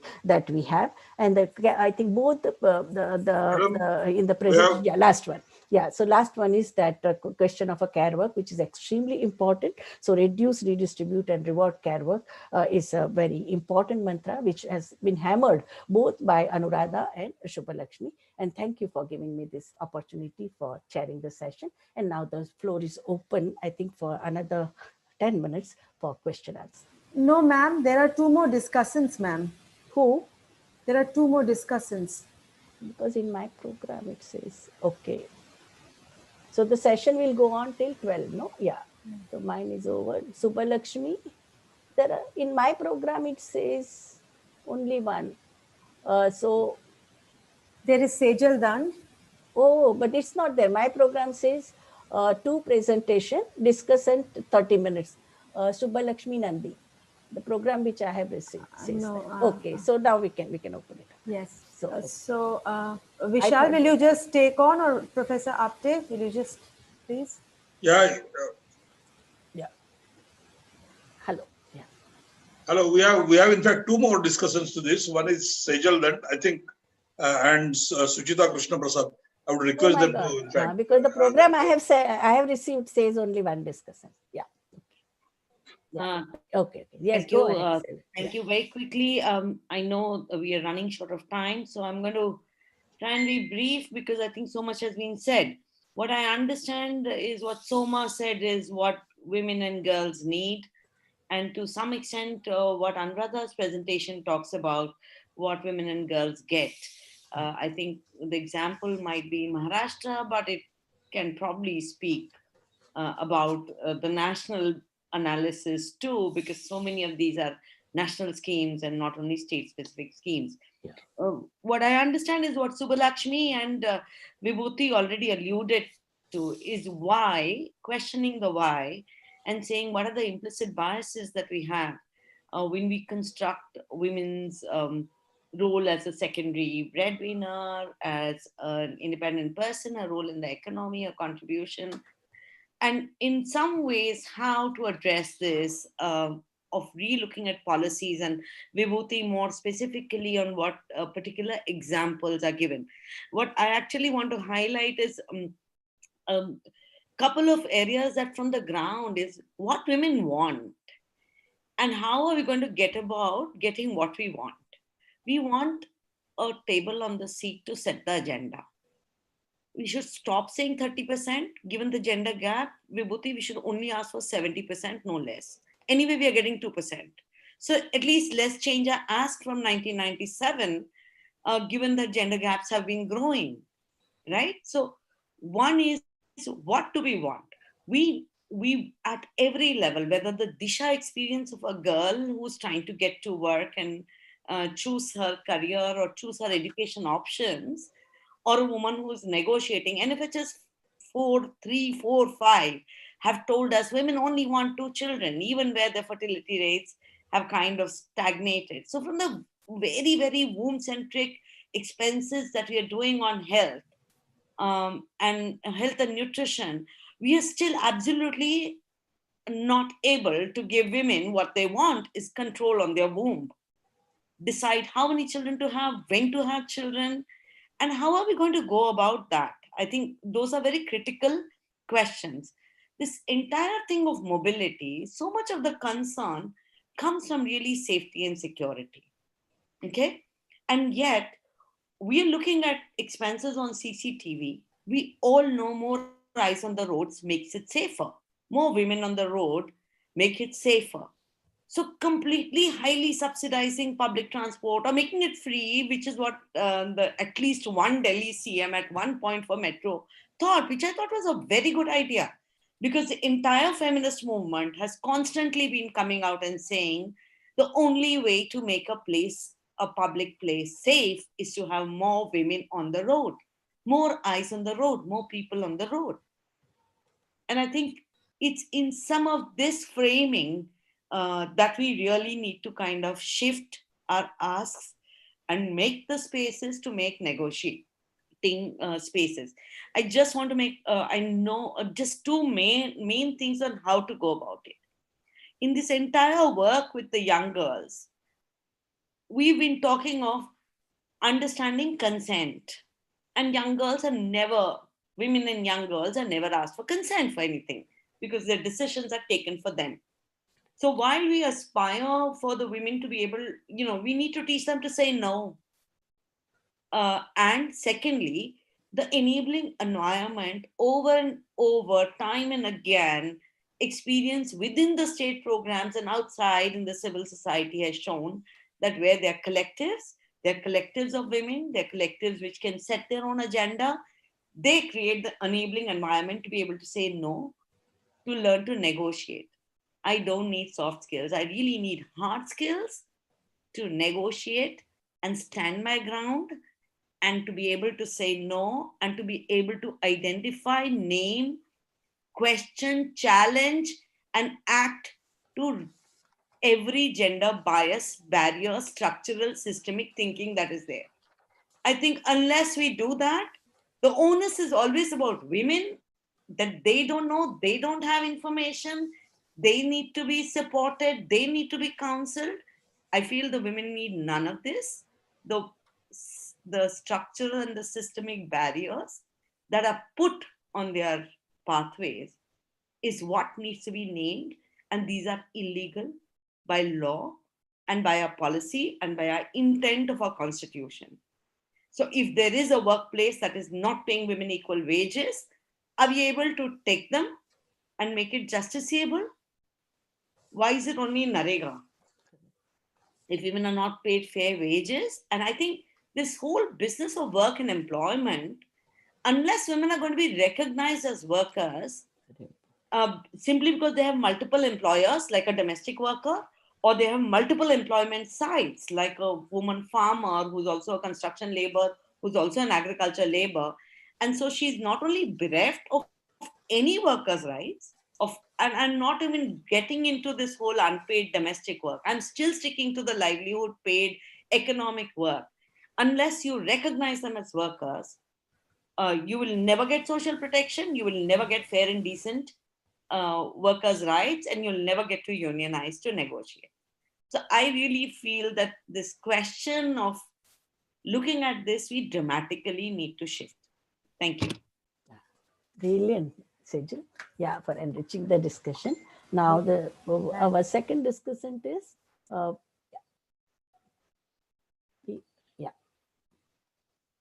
who is going to be the Sucheta Krishnamurthy, ma'am. Oh, acha, oh, my colleague. Okay, Sucheta. Yes. Okay. Hello. Yeah. Hello, and it has been a feast of thought. It has been a feast of ideas. And as we moved from yesterday, the first inaugural thing by Mr. Mahesh Vyas, up to now, we have moved progressively towards what needs to be done. So right from the beginning, when he started talking about falling female labor force participation, I think enough has been said about the macro data and about the problems in the data and about the state level or the ground level reality, so I will not dwell on that. But just to recall, see, we have fallen in the world regarding the female labor force participation. And right now, we are the 10th lowest in the world. And the 10 countries listed below India are Egypt, Morocco, Somalia, Iran, Algeria, Jordan, Iraq, Syria, and Yemen. Considering that most of these countries have experienced prolonged years of war, it seems grim that we should be only marginally better than them. So many speakers have spoken about why female labor force participation has fallen, that when there is a massive unemployment as it is, the preference, the social bias would be in favor of men and not women, as Vibhuti Madam just now said, even in money, as the reverse migrant, that, there would be a pressure for women to man to take the job and so on. Right. So I will not go into the details of that, but as Subbalakshmi said, that let us know what are their aspirations, and even the last discussers, she said, let us know what women want.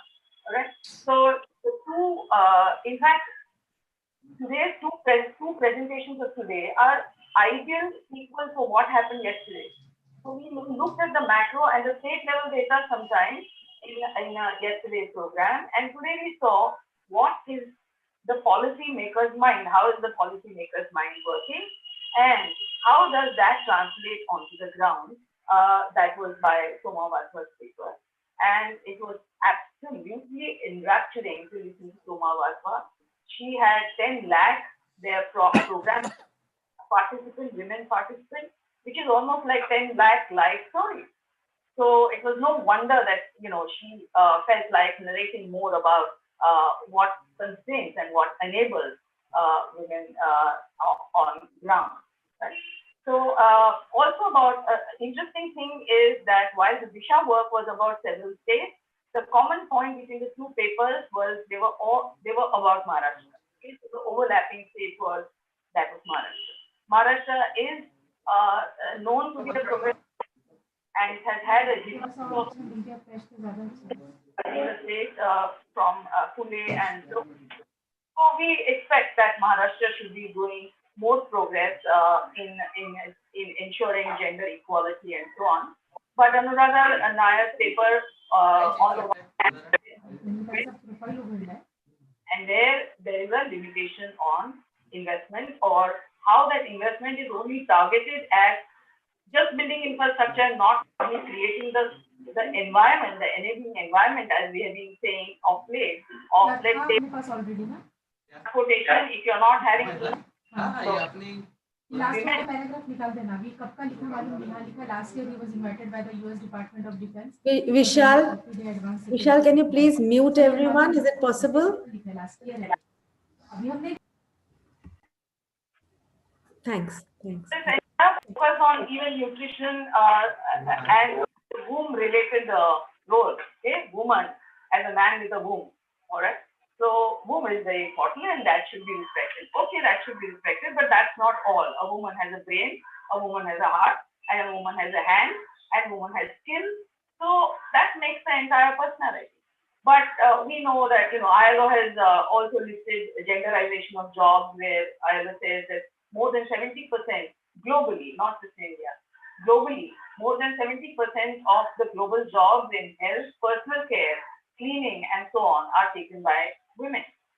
Coming to why women cannot go into better jobs, okay, the LinkedIn survey says that high growth and high income jobs like Python or like machine learning or like creating logistics, okay, which are the growing jobs in sunrise industry, and services, if you may call them.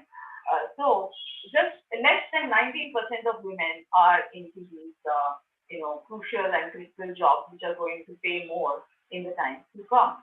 So coming to aspirations, I would like to address that my own study about ASHA and Anganwadi workers reveals that with very poor pay and very heavy load of work, the aspiration level of ASHA and Anganwadi workers is tremendous.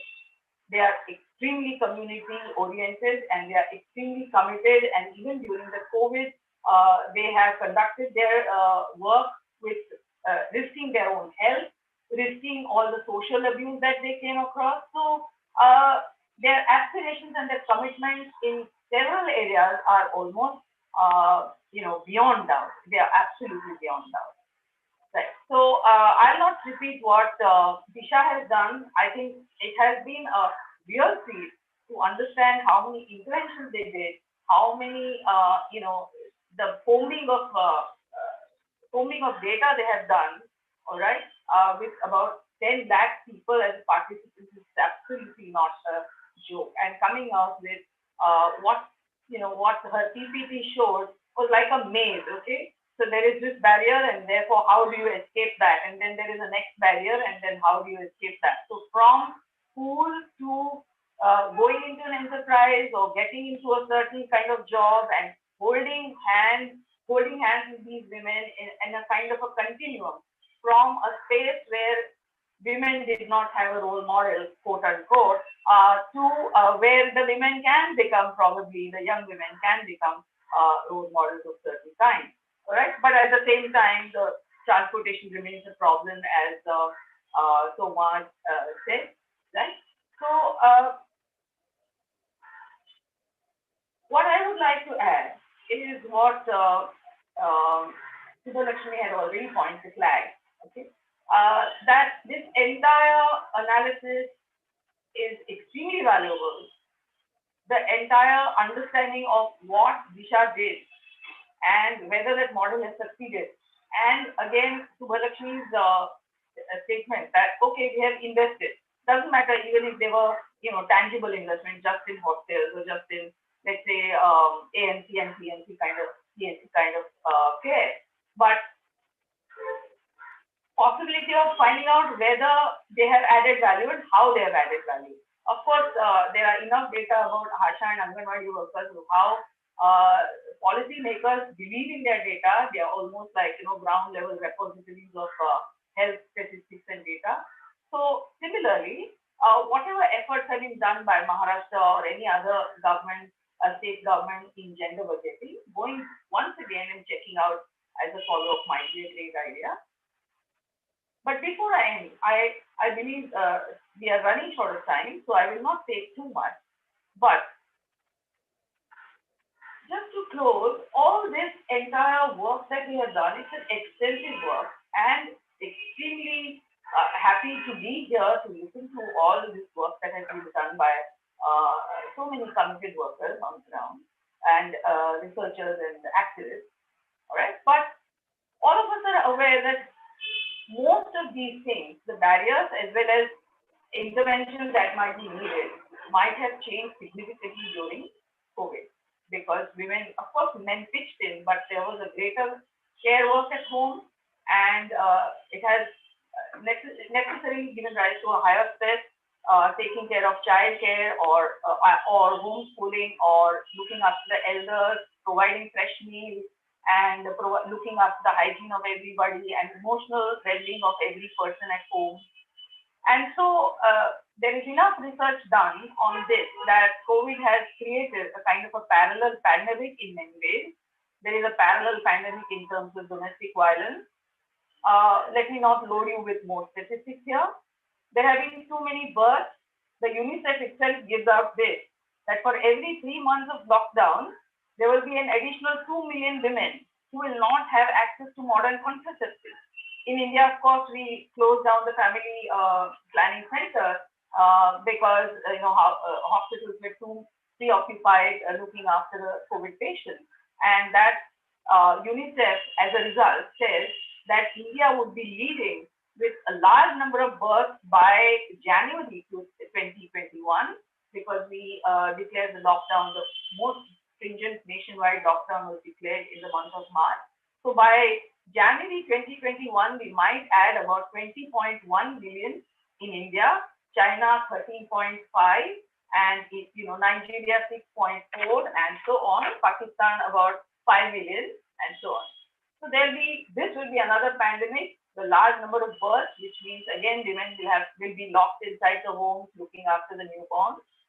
The next pandemic is of course child marriages, closure of schools, higher dropouts, and the fear of spreading infection, high level of poverty because of unemployment, and the close down of orphanages. And with all these factors, World Bank estimates that about 13 million more girls might be forced into early marriages in the entire decade that might unfold from now. The next pandemic, of course, is the school dropout rate. The UNESCO estimates that about 89% of school-age children are now out of school, and over 111 million of these are girls, which are living in extreme poverty, and where the gender disparities in education are high. That means girls are mostly educated till the standard 4 or standard 7, as the norm might be in that particular society, and girls may not be able to even fulfill that. Of course, then there is a large amount of unemployment, depression, cases of people getting prone to suicide, and so on. Lastly, I would like to add a few things about ASHA workers. A small survey conducted of ASHA workers by me in the month of October revealed that about 66% of these ASHA workers had still not received masks. I'm talking about October. Lockdown was declared in March. For 6 months plus, they still did not have, about 66% had not yet received masks. Whereas if you check the internet, you find that the self-help groups had already produced enough masks, enough to become not only self-reliant, but they had requested for government permission to start exporting masks. And in fact, we have a notification on the government website, the central government website, that the masks should be allowed to be exported. So we have surplus of masks, but not enough for ASHA workers. So this clearly shows our bias, okay, of women who are expected to anyway be caring, anyway be committed, and not expect anything much in return. Interestingly, I also came across this book by Doris Sokol. The book is titled She Is Me, and the subtext is How Women Will Save the World. I'll just quote one fact that Doris Sokol mentions in this book. She says that the countries led by women in the world right now during COVID, which is New Zealand, Ireland, Finland, Denmark, Taiwan, Germany,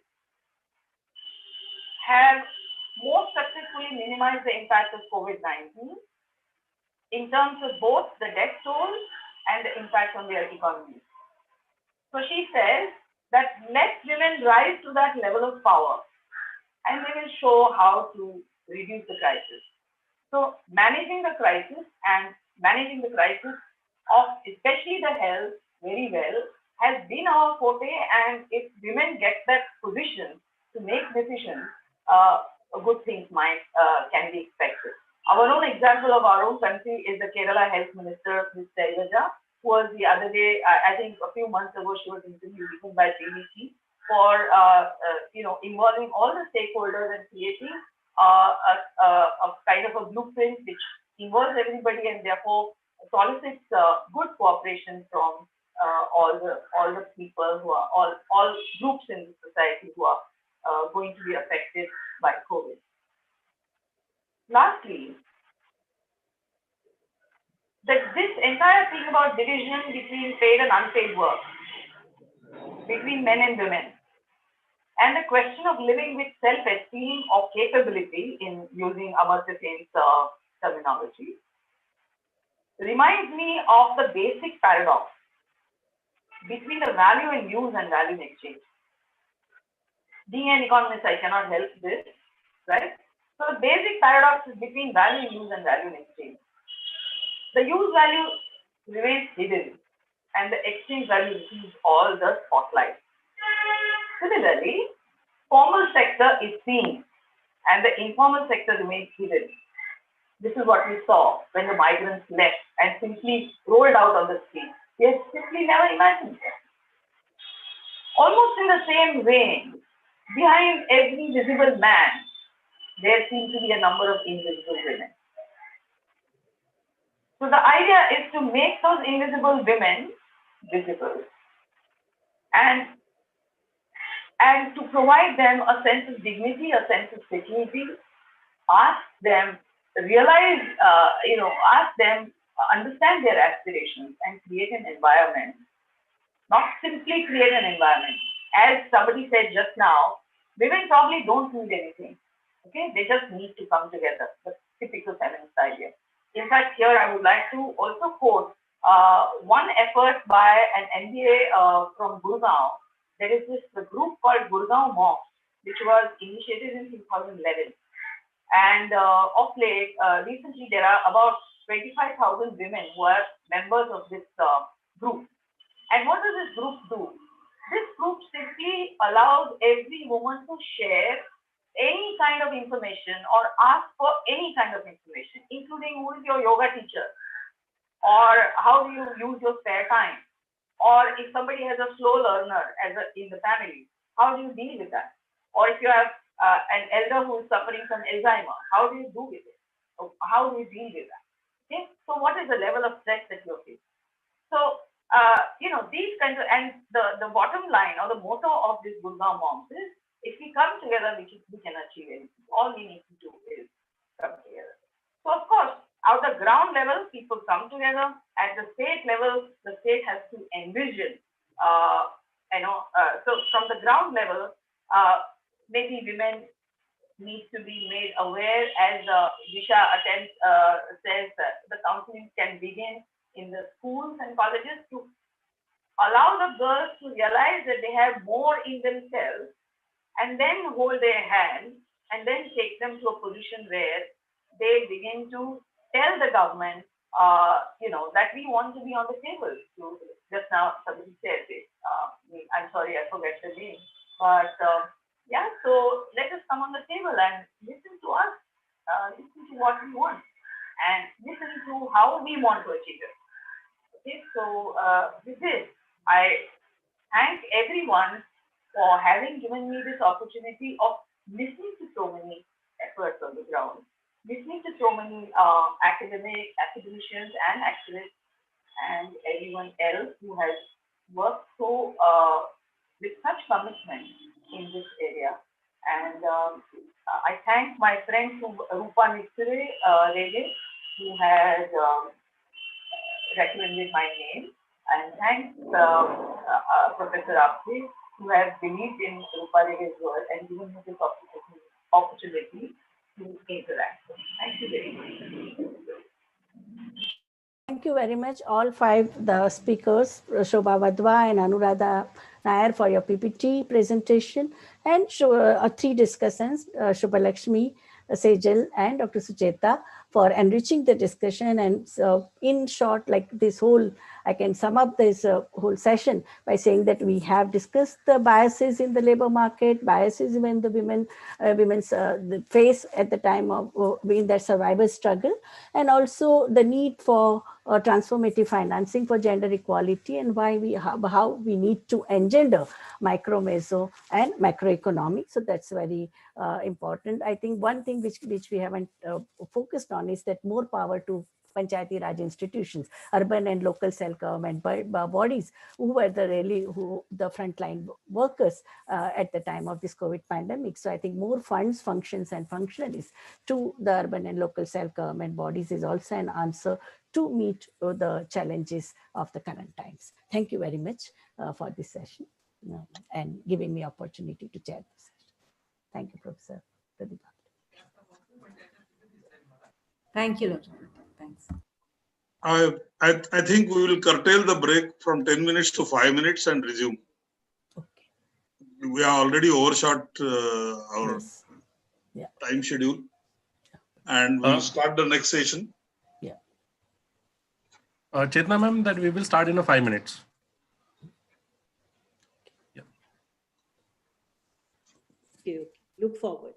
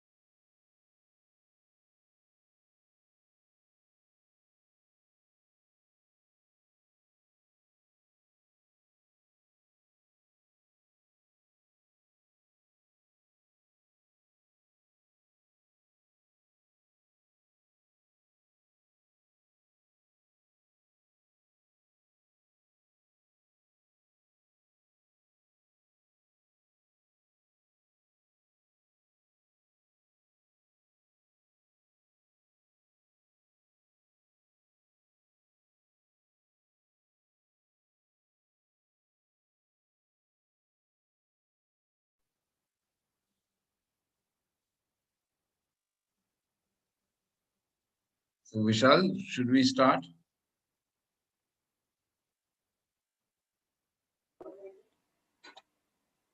Yes. Pradeep, should we start? Yeah, we can start. Okay. First, let me thank all the participants and speakers, and I want to welcome you to this valedictory session. It has been 2 wonderful days of conferencing. We are unfortunately a little bit behind time. Our final session was supposed to be for 55 minutes. So I'm going to try and finish this, with your permission, finish it by 12:45. Yes? Our valedictory address will be given by Ms. Chetna Sinha, who is one of the most remarkable persons I've ever met. She has not only changed the lives of many, many women, but she's also one of the most inspiring speakers I've heard. So Ms. Sinha, on to you.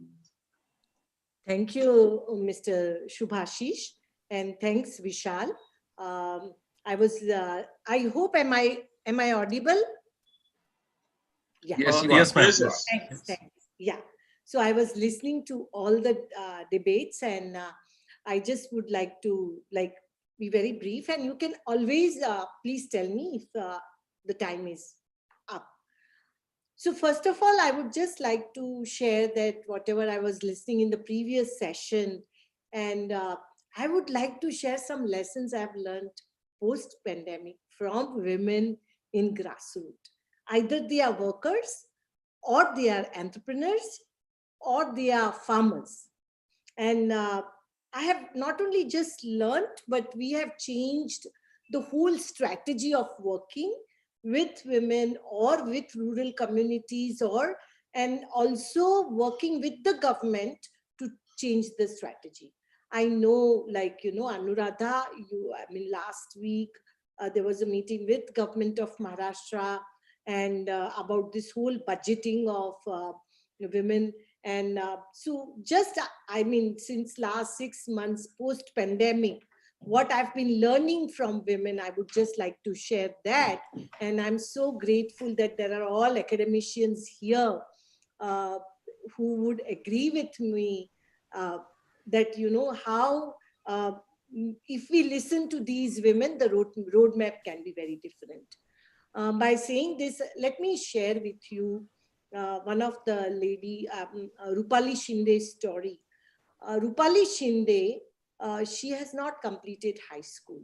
And Anuradha, she was a part of a Disha program. And at that time, we did this banking course for young women, and she did take that course. And she couldn't finish her high school. She comes from the Dalit community. She makes the leather. Her business is a leather business. Now, what happened was that she was cheated in her business while payment, because her supplier said that you have not paid me. But she had already paid, but she didn't have any proof.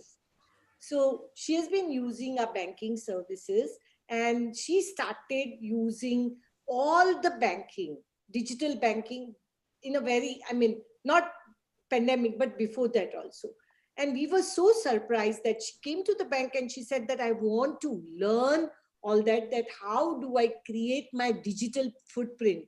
These are fancy words I am talking.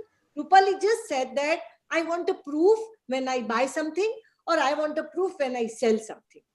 And we were so surprised to see that. But then she took a training, intensive training of digital banking. And I'm so proud to share with you that Rupali was telling us, I heard at Azim Premji University, she was speaking, and she was telling that on her marriage day, she got her 10th result. And she saw in her result that she has got distinction. And she said, instead of going to the college, I was going to my in-laws' place at the age of 14. And so these stories can be thousands and lakhs in this country, right? But the second part of the story is very important, I feel. And that is that when Rupali became such an expert, we thought, why can't she become a head of our digital banking portfolio? Mandeshi's digital banking. And so we got her trained. We sent her to Reserve Bank of India to get the training. We convinced RBI officers that she will be the best person for the grassroots, creating the grassroots digital financial inclusion. And RBI agreed it. Why I'm sharing this also to all the academicians, that I appreciate so much. There is so much rich research we have done it. It's important for policymakers. We make them convinced that these are the women who should be in the leadership. And now I just want to say that Rupali Shinde has been awarded by Confederation of Indian Industry CII Exemplar Award as a digital leader of India. Lok Sabha TV featured her as a digital leader, Atmanirbhar of India. But I just want to say that it's not, I know that you know, Rupali Shinde is not the, we need like thousands and thousands of these, and how can we do that? And so we decided, let us change our strategy. That yes, we'll be doing training, we'll be going to women, we'll be going to policymakers, but if we have to change the strategy, we should find out what are the pains in the policymakers, what are the pains with the corporate world, private sector, banking system, what are the pains with the government that they cannot do what they decide. And so let me share with you one example, and I'll end there. And then we decided to work with State Bank of India. And we told them that, you know, every time we talk of entrepreneurship, women, banking, we keep saying that women don't get loans, they don't have asset, they don't have property, and they don't have support from the family members. Yes, this is all right. But what is the pain with the bankers to give, not to give the loan to women? Why can't we solve that? And so we told State Bank of India that, you know, just tell us. And I would just like to say that when we saw what was their pain was that they were not sure that the repayment will come. I mean, it was like hilarious and bizarre when you have SHG groups and all that. But okay, consider it as a very important thing. And so how do we resolve that? So we said, okay, it's not that we are going to repay if they default, but we will make sure, and we are sure that they are themselves sure about their credibility. If Rupali can create her digital footprint, why can't State Bank start reading that digital footprint instead of going those CIBIL rating which banking sector have, which is outdated? So then the second thing we had to share that, you know, innovate yourself to State Bank of India. Innovate yourself. See, Rupali herself, without knowledge, without high school, she is leading the digital lending program, not only of Mandeshi, but she's speaking at RBI in front of bankers that how would you do the grassroots digital literacy? She is breaking century-old castes barriers. And when she can do so much, you guys are equipped with so many things. Why don't you innovate? And then we did the partnership. Yesterday, we launched the partnership with State Bank of India. We said that your pains are that repayment will not come. Okay, we'll do the risk sharing. How do we do the risk sharing? Women who are doing business, or women like Rupali, she actually has employed four more women in her work. So she has become a person who is actually bringing women at work with dignity. So then we said that what we will do is that, because in post-pandemic, as Suchita mentioned, that, you know, it was a strict lockdown. But in rural India, you could see people did businesses. Women sold vegetables. How did they reach them? It was through WhatsApp business. It was through digital platform. They did it. You will see so many women having a business Facebook account, WhatsApp business account. So when women did it, we told State Bank of India that you can see that we can do risk sharing in marketing. And when women did it, what Mandeshi learned was that why can't we start digital platform immediately when they can do so fast? So we started mandeshiebazaar.com. I'm so proud to share with you that our women are smarter than me. I cannot do digital banking so efficiently the way Rupali Shinde is doing. And everywhere I tell that I'm a founder of the bank, but digital banking Rupali has taught me. And my teachers are women like Rupali who couldn't get the entry in the high school. So just it's important that in this post-pandemic, we should learn from these women who should be at the leadership. And another thing I would like to share, Anuradha, that, you know, all our women who were under the Disha program, they have also, young girls have become a radio jockey. And during pandemic, when we were running a radio for the Jilla Parishad kids because they didn't have a smartphone. So our radio is operated by women, and we started a radio shala. And you know what, how these young girls of standard 9th were teaching the boys and girls of standard 3rd in mathematics. We had no idea. We just told them that you have to teach them. You know what they said? They would give an example of Sachin Tendulkar playing cricket, making these many runs. In the 2nd century, he made these many runs. Okay, what is the total? Can you imagine? Instead of getting those lessons. And I'm so proud that all this data is documented. And our Radio Shala is on Spotify. Our kids are going, those who have Android phones, they go to Spotify and see that what was the previous class. Why I'm sharing this is a very humble thing, that this country just does not know that the people at grassroots who are there, they are not beggars, they are not poor, they are in fact much more talented from us.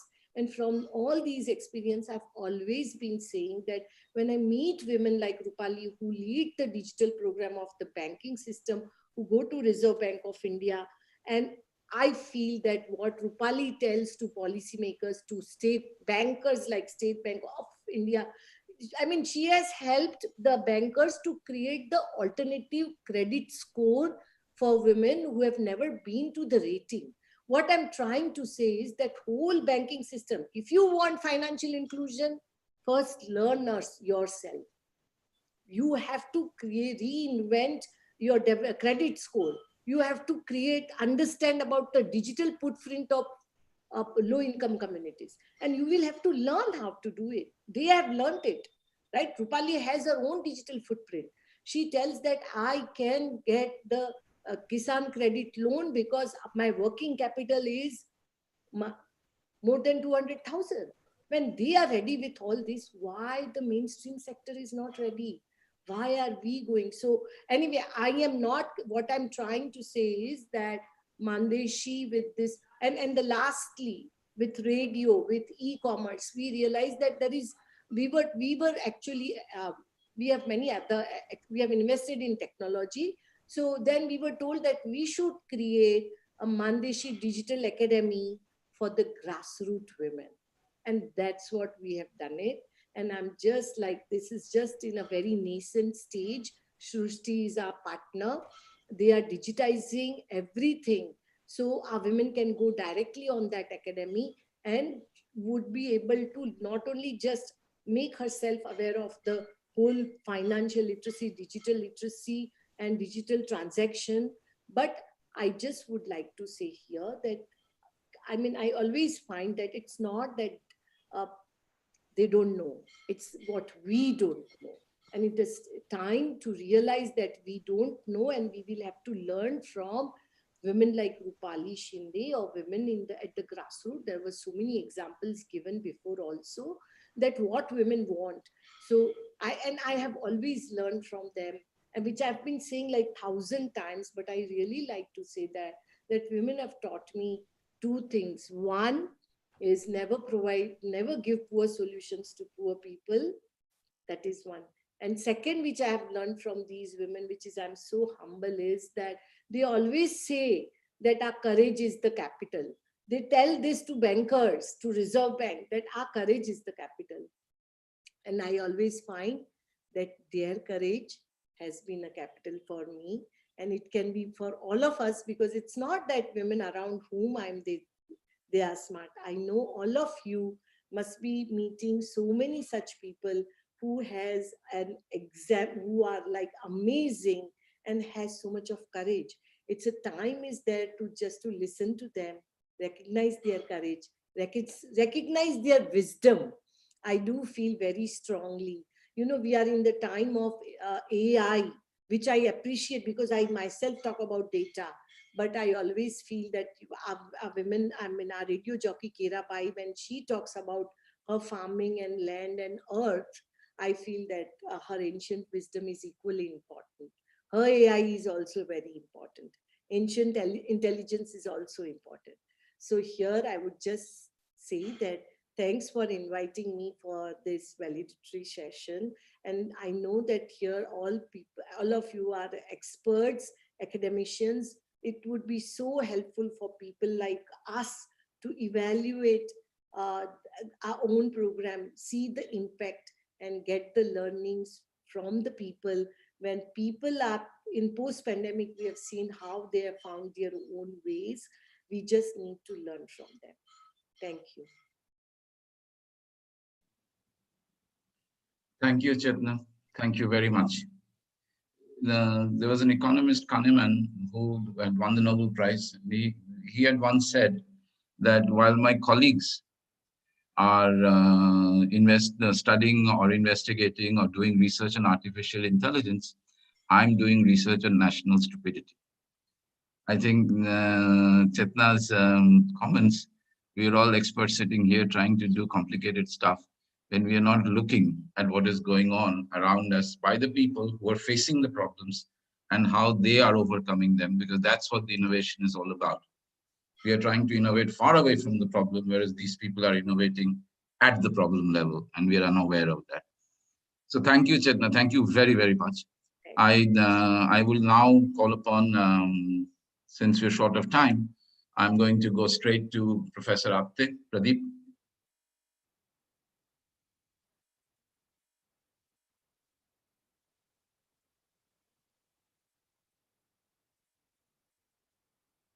Pradeep, you're muted.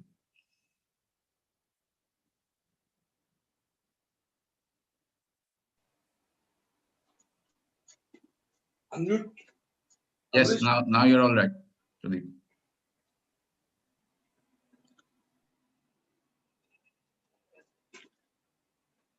I will have only few remarks based on whatever presentations we have so far. Rather, my comments are more focused on what we had seen yesterday, because when we began yesterday, we had noted that there is a very burning question of what kind of data that we must have and what kind of data we must be seeking. And I think two papers that were presented yesterday were indicative of what kinds of things that we need to do additionally. One remark that I should make is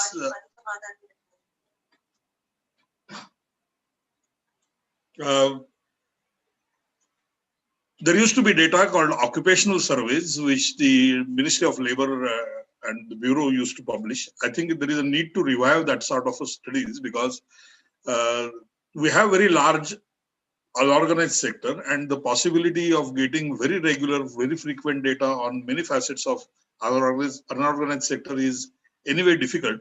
But if we keep track of where the women employment is really growing, I think there are several areas where the women employment in manufacturing is also growing. It's growing in service sector. Yesterday's paper, if one looks at the sectoral composition, there is a decline in the percentage share of agricultural labor, but there is a definitive rise of share of women getting absorbed in service sector. And there are certain sectors where, in fact, there is a market preference for women employment, not necessarily for the factors that are usually considered to be restrictive, but in fact, because of the nature of skills that are needed are more naturally available with the women. The size of agricultural labor, in fact, probably needs to be re-examined, because though the share is declining across many states, if you look around at various seasons or the various cycles of agricultural production, what you find on the fields is, in fact, most of the time female labor which is working. And the kind of female labor, as has been reported from agriculture, seems to be is seriously underestimated. There are several crops where evidently without female labor, probably a good part of many crops would probably cease to exist. It would be very difficult to operate. And even in the modern export-oriented activities of horticulture, you find preeminence of female employment. Similarly, in seed production, there is a preeminence of women employment. In fact, they are preferred because the nature of skill that are delicate skill that is needed is in fact available only with the female workers. So I think there are several sectors where one has to really look at the way in which we have been able to capture participation of women in the labor force. It is not only seriously underestimated as the studies on the time use studies seem to indicate, though time use is a very interesting area which is developing, and it's an old problem in GDP or the GNP measurement, how to allocate the household own production, own consumption, and own labor. And that's an issue which has been long time raised since PIGU. But I think there is a need to look at the way in which women employment is evolving in both urban as well as in rural area, in particularly in the service sector, which seems to be in fact requiring something like what I referred to as the occupational surveys that used to be at one point of time the major part of the work in unorganized sector published by Labor Bureau. If we can have some sort of studies of this sort from NSSO or from whichever data agencies would be able to look into this data, perhaps we will have a much better picture of what labor force participation the women are actually at. Thank you.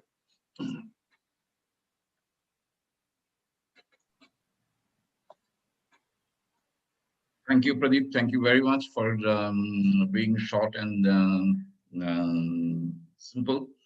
One of the major functions of this valedictory session in our conferences is that we also try and develop a research agenda for people like us to investigate into. So in that context, what Pradeep said is very, very important. And I do hope that some of us take those issues up.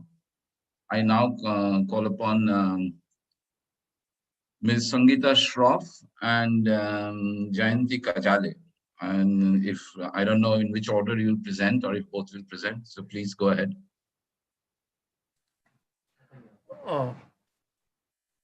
Yeah, ma'am, that I'm sharing the presentation from. Yes. Good morning, all of you. So we have almost come to the end of the conference. Vishal, am I audible? Yes, ma'am. Yes, you are. Yes. So we have come almost to the end of the conference, and a lot of discussion on various dimensions of each issue has taken place. Last but not the least is the agricultural sector, which is considered to be the backbone of Indian economy. So here also a number of important issues have been raised so far by the presenters about the workforce participation rate and various gender-related challenges faced by them. So we therefore focus specifically on the agricultural labor force and the concerns that need attention in this regard. So given the time constraint, I will try to be brief. This presentation is by myself and Dr. Sangeeta Shroff, and I will be presenting it. So this is the overview. So first of all, we try to observe what is the magnitude of women workforce in rural and agricultural sector and how it has been changing during 4-5 and 18-19 and the reasons for change. Secondly, we try to understand the gender related challenges faced by women workforce in agriculture, that is cultivators and laborers. And thirdly, in the end, we discuss major government initiatives and other measures that need to be undertaken in view of the challenges faced. So the data sources and literature we refer to, basically the tables we have presented, they're based on NSSO reports and census, and some other literature also has been referred to.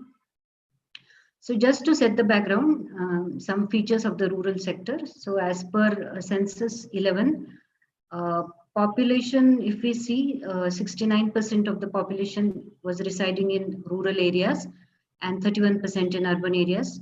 Of this 69%, 49% were females and 51% were males. So almost half the population, rural population of females.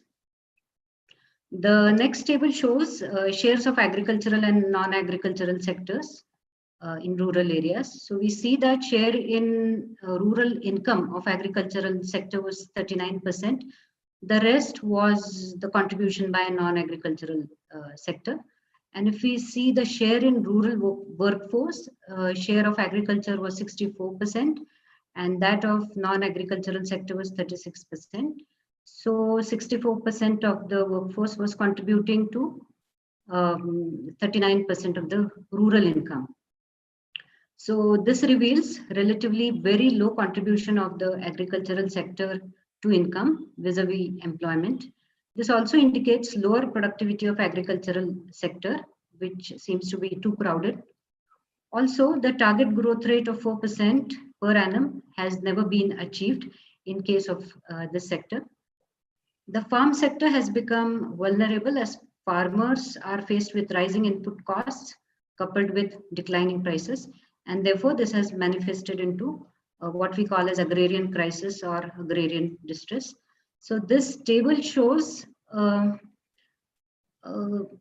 that growth rate, sector-wise growth rates, and we see that the agricultural sector grew at the rate of just 3% during 14-15 and 18-19, and other sectors, industry, services, construction, and also GDP grew at a higher rate. So this is the backdrop for discussing female workforce in this sector.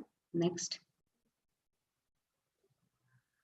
So this table shows how rural workforce has been changing during 4-5 and 11-12.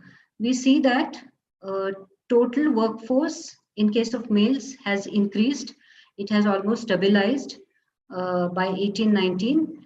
If you see non-agricultural workforce, it has increased by 14 million during last 2 rounds of NSSO. But the agricultural workforce has reduced by the same extent, that is 14 million. When we come to female workforce, there is red alert. The workforce has drastically declined from 124 million to 82 million. If we look at the last 2 rounds of NSSO, we find that the non-agricultural sector workforce in case of females has reduced, and the agricultural sector workforce in case of females has also reduced. So the compensation that we can observe in case of males is not there in case of females. If we look at the workforce participation rates, workforce participation is more in case of males, more than 50%. In case of females, it was 33%, then 25%, and then it is now 19%. So if we look at the shares of workforce in the rural areas, we find that the agricultural workforce in case of males, its share has reduced from 67% to 53%, and correspondingly there is increase in the share of non-agricultural sector workforce from 33% to 47%.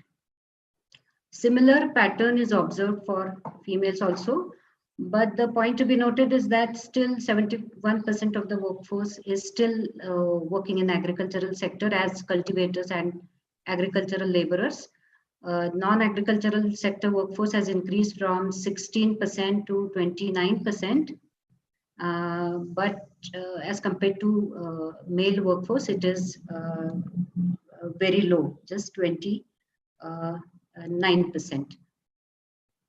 Next.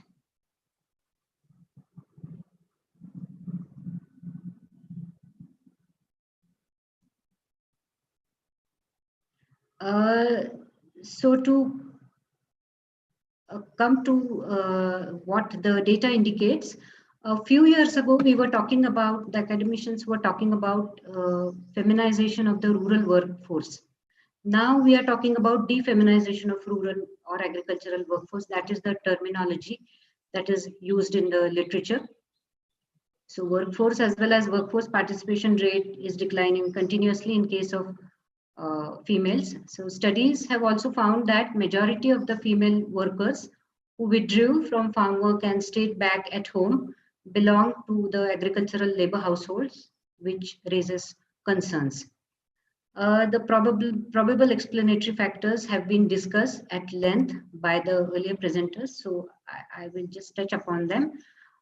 increasing extent of education, non-availability of suitable jobs for women given the skill set, mechanization of farm activities in some areas. Then other two points, maintenance of kitchen garden, working in household, poultry, free collection of fish and firewood are considered as gainful employment activities as per NSSO. So to the extent of these activities, such as free collection of firewood reduces, the workforce participation rate would also reduce. Then inadequate definitions, concepts, biases of enumerators as well as female respondents about work done, leading to measurement errors and underestimation of work done. For example, collection of free firewood, fish, vegetable, and its sale in market for livelihood, or working on one's own household farm may not get reported, and hence that leads to underestimation.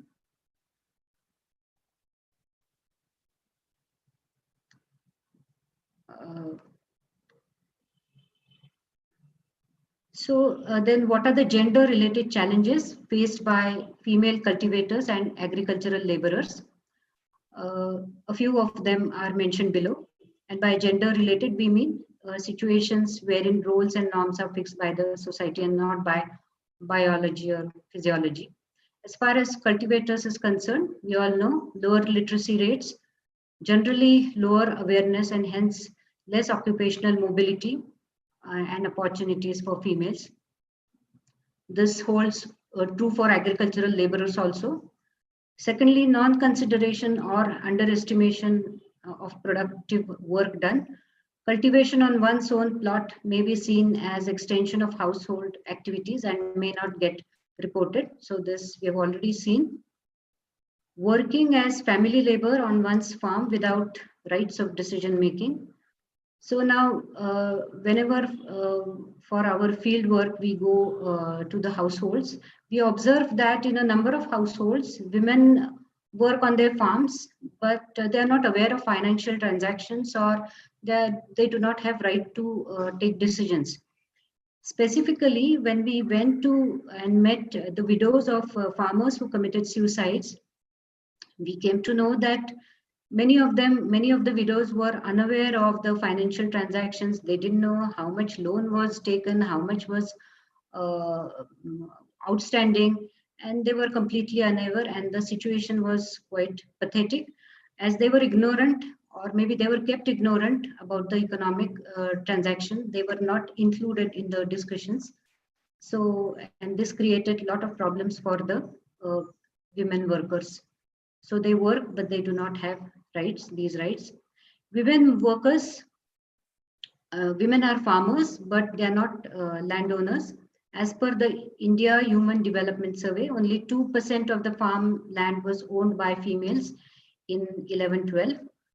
Difficulties are faced especially by widows in getting loans and other benefits when they do not have title on their name. We go to the next table. This table shows daily average agricultural wage rates of male and female laborers. So the point to be noted here is that even for common agricultural operations, wage rates are lower. So even if women are good or better at performing certain operation, just as Dr. Apte was talking about some time back. So even if they're better at performing some operations such as say weeding or transplanting, they get paid less. So the table shows the discrepancy between the wage rates of male and female laborers, agricultural laborers, and this is the recent data, August 2019. Next table, next slide. So coming back to workforce participation rates, declining workforce participation rate should be arrested because first of all, studies have shown that greater workforce participation rate of women have positive impact on household progress, on economy as a whole and society at large. Secondly, working for market gives a sense of empowerment to women and leads to expansion of their capabilities. However, it has to be noted that in the long run, agricultural sector will not be able to sustain huge section of population because we have seen that it is already crowded. Hence, employment opportunities have to be created in the non-farm sector and the sector which says a sector like agro-processing sector. A decline in female workforce participation in agricultural sector needs to be matched by increasing workforce participation rate in the non-farm sector. Coming to the last slide, major government initiatives and other measures that need to be undertaken. Firstly, we talk about the scheme Mahatma Gandhi National Rural Employment Guarantee Scheme. So this has been providing wage employment in the rural areas, and around 50% of the workers are females. The scheme has been successful in supporting households in rain-fed and tribal regions and other backward regions of the country. As per the field reports, the women workers particularly find it convenient to work under the scheme as the work provided in the village is in the village itself, and the wage rates are often higher than the agricultural wage rates. So the scheme provides relief when other employment options are not available, and the scheme should be, I think that the scheme should be looked at as a stopgap arrangement or temporary arrangement for provision of wage employment. Second, the government initiative is promoting SHGs for empowerment of women and agro-processing activities. So SHGs, we have seen, provide a platform for poor women and women smallholder farmers to undertake entrepreneurial activities which supplement their income and promote their managerial skills. As this group is vulnerable, deprived of access to credit and input markets, a number of government initiatives through NRLM and NABARD have encouraged the formation of women SHGs, which have contributed to financial inclusion and women's empowerment. We find that when we go to villages for our field work, we find that in villages also these days you find that a number of SHGs are formed. Then next, it is felt that creating awareness about various government programs which are there for women. So creating awareness itself is an important, I think, measure which needs to be taken. Focusing specifically on female beneficiaries in various agricultural extension programs of the government. So a number of agricultural extension programs are there, government programs are there. So focusing specifically on female beneficiaries is very important. Now this is important. The next point, organizing capacity building programs, vocational training programs, technology or ICT training programs for participation in various farm and non-farm activities. Now, just as Chetana madam has pointed out, usage of technology for empowering women is extremely essential. A number of examples of women gathering and becoming part of supply chain for supplying food packets or clean vegetables to urban areas during lockdown are there. And this became possible because they understood and learned the power of ICT tools, meetings online on online platform for communicating and for marketing their produce. So such success stories and stories of learning during lockdown are there. So this is not impossible for rural women. So it is felt that technology should be used to liberate women from ignorance and also from rigorous physical work. And lastly, encouraging joint ownership of farmland and creating awareness about legal rights of women. I would like to end by saying that in the coming years, each state of India has its own gender budgeting exercise, and it becomes more and more inclusive. And over a period of time, the gap between the gender budgeting exercise, the strategy and the policy actual implementation narrows down. Thank you so much. Thank you, Dr. Kajale. We now come to the end of our speaker session and the discussions session. We are now going to open it up for the audience.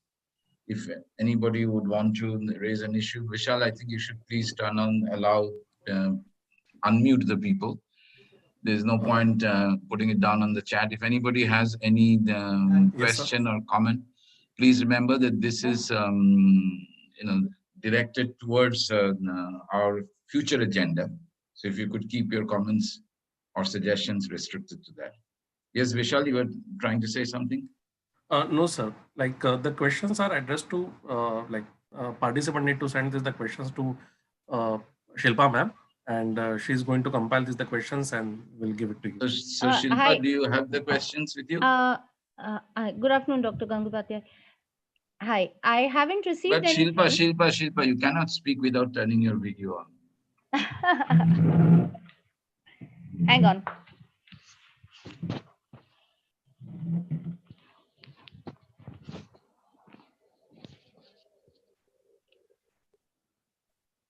Hello. Yeah. Good afternoon. Good afternoon, everyone. I haven't received any questions specifically. There's been some discussion in the chat group. So if those who have initiated the discussion, if they would like to follow up on any of the points that you have elaborated on here and would like to further elaborate or seek comments from the audience, I think maybe we can take that approach. Yeah, I think that's what I thought, because I did not see any questions on the chat. So please. And nothing's come to me via private chat either. So I take it to the floor. So if anybody wants to say anything. I want to say that in yes, the very, please. I congratulate Madam Jayanti for such a comprehensive sectoral profile and the gender analysis. The one missing link which I see is that visibility of women in statistics and indicators with the perspective of how to reduce enumerators bias and conceptual bias. How are we defining, now also 2011 census says that migration is, women migrate for marriage, but even when they migrate for marriage, they are working. So why not that the what issue which Sejal has raised in the chat box about women not being treated as a farmer. We know them only as a farmer's wife or farmer's daughter or farmer's widow or farmer's mother, but do they have a status and they are deprived of Kisan card? So I think this question of whole statistics and indicators and dealing with the Ministry of Labor and I think also Ministry of Statistics, there also currently I think there are even in the time use data, there are so many limitations which are there, and there are still gender biases which are not capturing women's contribution in the macroeconomy. So I think that needs to be taken care of as a research agenda. Thank you. Thank you. Thank you. Anybody else? I just wanted to add a point. I think such a valuable, rich 2 days of session. And really, there's so many academicians here. If we can kind of actually have some more research grounded, which combine the intangible resources, especially on, discrimination, challenging this, which are social processes, with several government programs and civil society organizations engage with, and how do they contribute to actually changing the mindset and creating enabling conditions, what has been defined as that, into actually creating greater access and negotiation power. That would be it's intangible and therefore it's really difficult to capture. But well, I think I will go back to why we asked Ms. Sinha to come for this valedictory session, is because we can learn a lot by studying what she is doing, indeed.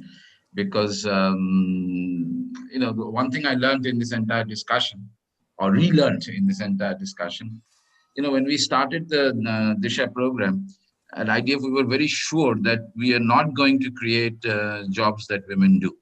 We are going to create jobs that can be done, right? Whether they are men or women, it shouldn't matter. And in fact, our first foray was in generating jobs on the fabricating on the shop floor, right? Steel fabricating on the shop floor. Because we said that you need that instead of trying to figure out, people talked about what women want rather than what they need or what we think they need. We went one step further and said, we don't know what they would need. We don't want to know what they want, right? Let them, why can't we enable them to do whatever they want? So focus on the constraints more than anything else, right? And that's how we started the Disha program. So one of the things that we specifically wanted to do was to make sure that just as a boy can get up and decide what he wants to do, a girl should be able to get up and decide what she wants to do. It's not up to us to tell her what she should want or what she really needs, etc. So break down the barriers. If men can operate in some ways, then why can't women operate in the same ways? What are the constraints that prevent them? And that's when we found out there is the entire ecosystem that has to be addressed. No one policy is going to be able to address this, because every policy is going to face these constraints which are not being taken into account by the policy.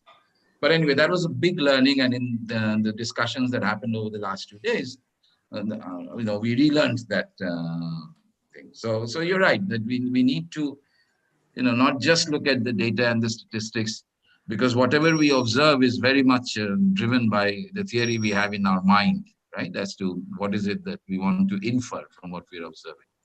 So in that sense, I hope that this 2-day conference has been able to do that. Yes, Dr. Kelkar. But thank you, Mr. Yes, Dr. Kelkar. Can you hear me? Can you hear me? Yes. Yes, sir. I want to first thank you for giving me the floor. I want to thank again all the speakers and paper writers and discussers for really 2 days of absolutely fascinatingly educative experience for me. And Chetna ji was, of course, out of the world. She was absolutely brilliant. One issue which I only touched by, I think, one speaker, and I want to emphasize the importance of that. I think probably Sejal mentioned, or one more person mentioned, even Anuradha mentioned in passing. I think we have not discussed the political deficit of women in politics. I mean, I recall remembering studies that wherever the sarpanch have been women, there the outcome of development expenditure has been very, very different than other areas. In other words, I think the whole their greater participation in political power and political decision making will go a long way in improved outcome. Because even Anuradha did a very detailed study of really expenditure side, but we didn't discuss the outcome side. And my suspicion is outcome will vastly improve the greater participation of women in policy making, in decision taking. And I think time has come to insist that every political party must field at least 50% candidates which are female candidates. I mean, there's no other way of ensuring that we have better distribution of political power. So I thought I'd just make this point because only one speaker I heard made the point explicitly, but I think it's an important point. And sometime in future, Professor Gangapathy, if you approve, we can pursue this idea in some of my further future work. Thank you, Mr. Chairman. Absolutely. I think the point that was mentioned in passing, as you say, was the fact that in the experiences of during COVID of countries that were ruled by women had somehow a better performance than the other states, and certainly compared to Trump, certainly they were way ahead. But yes, that's a very valid point, and this has been shown by many studies. But you're right that in India there has been no systematic exposition of this particular, which people more or less know, but it's always good to place it in a much more rigorous fashion to people. And hence that research I would strongly suggest would be worth doing. Yeah, thank you. Anybody else? Hello, sir. Yes, please. No. Akshay, you have to turn on your video. We do not want to listen to a computer. Okay.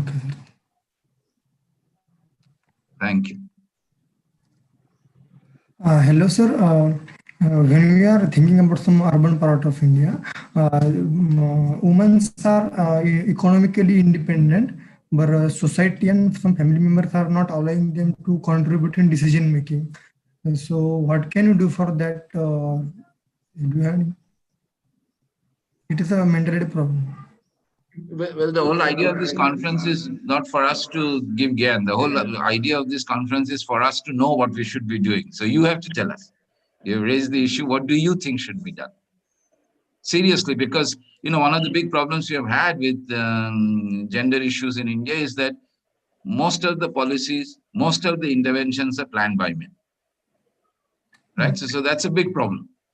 And so there are two things we have to do now. We have to listen to women and we have to listen to younger people because we have messed up. So you have to tell us. Yes, sir. Actually, I'm agree with you.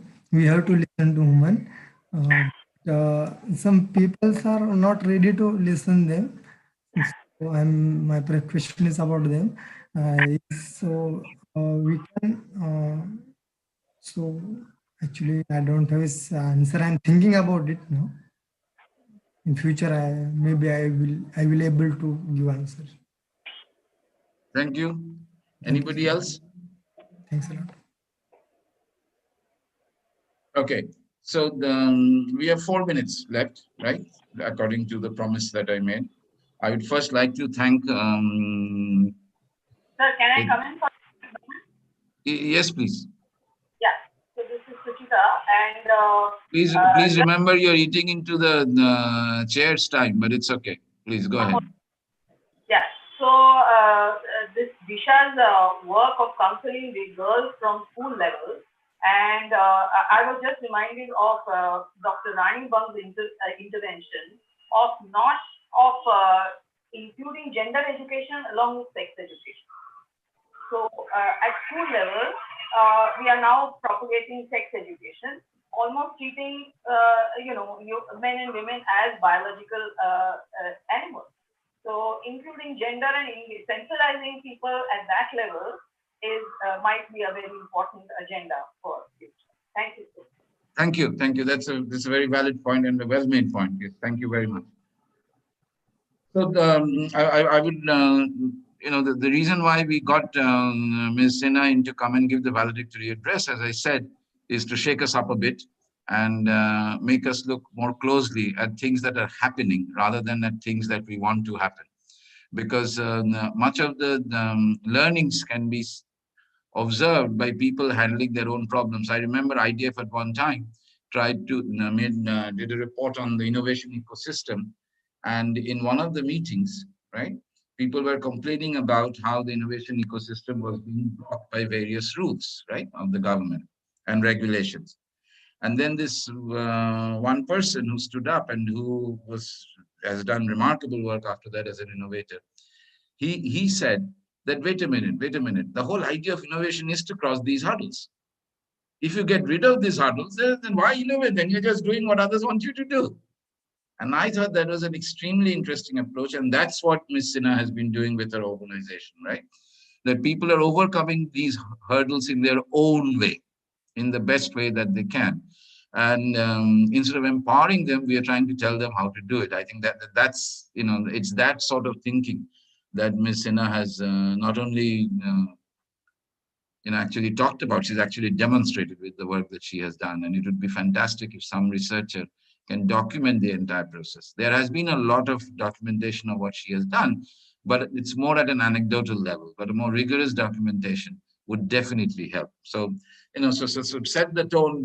And the last day we had wanted Ms. Sinha to come, and I would like to thank her for having done that. This two-day conference comes to an end. Before I hand it back to Vishal, who has been the man with the danda behind us to get this thing organized, and Shoma, who has been the one of the thought leaders of this, along with Professor Apte, and of course Dr. Kelkar, and all of you speakers and discussants and participants. I'd like to hand it over to Vishal and bring the conference to a close. Thank you very much. Yeah, thank you, sir. Thank you very much. So there is the last part of this conference. Just thanking you all. So on behalf of PIC, on behalf of Gokhale Institute, on behalf of IDF and Mumbai School of Economics, I thank all the participants, all the discussants, all the paper presenters, and Chetna ma'am, especially to giving a food for thought for these 2 days conference. I also thank the Kekar sir for giving such an opportunity and calling all these the industry people, academicians, and the grassroots level workers for this 2 days conference. So lastly, I will hand over to Pradeep Apte sir just to take this conference way ahead, way forward. So Pradeep Apte.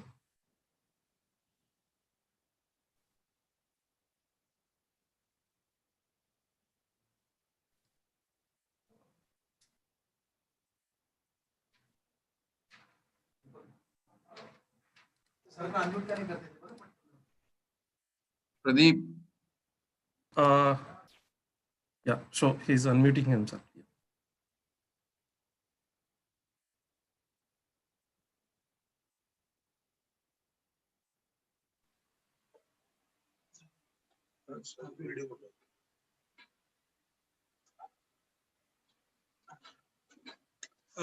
I don't think I have much to add, except that all the participants are requested, if you have any ideas, anything that you wanted to communicate in form of comments on specific presentations, which probably we could not discuss for want of time, can communicate with us. And as usual, as our practice has been, the proceedings of these will be published in a book form eventually, and will be in all respects will be keeping you informed about it. So I thank once again all of you, and hope to see you next year. Probably we are thinking of what the subject of next year conference would be. It's likely to be the nature of inequality within states, intra-states inequality, and the regional balances and imbalances within state. But that is yet to be confirmed. So we look forward to meet you again, and thank you for your enthusiastic participation and response.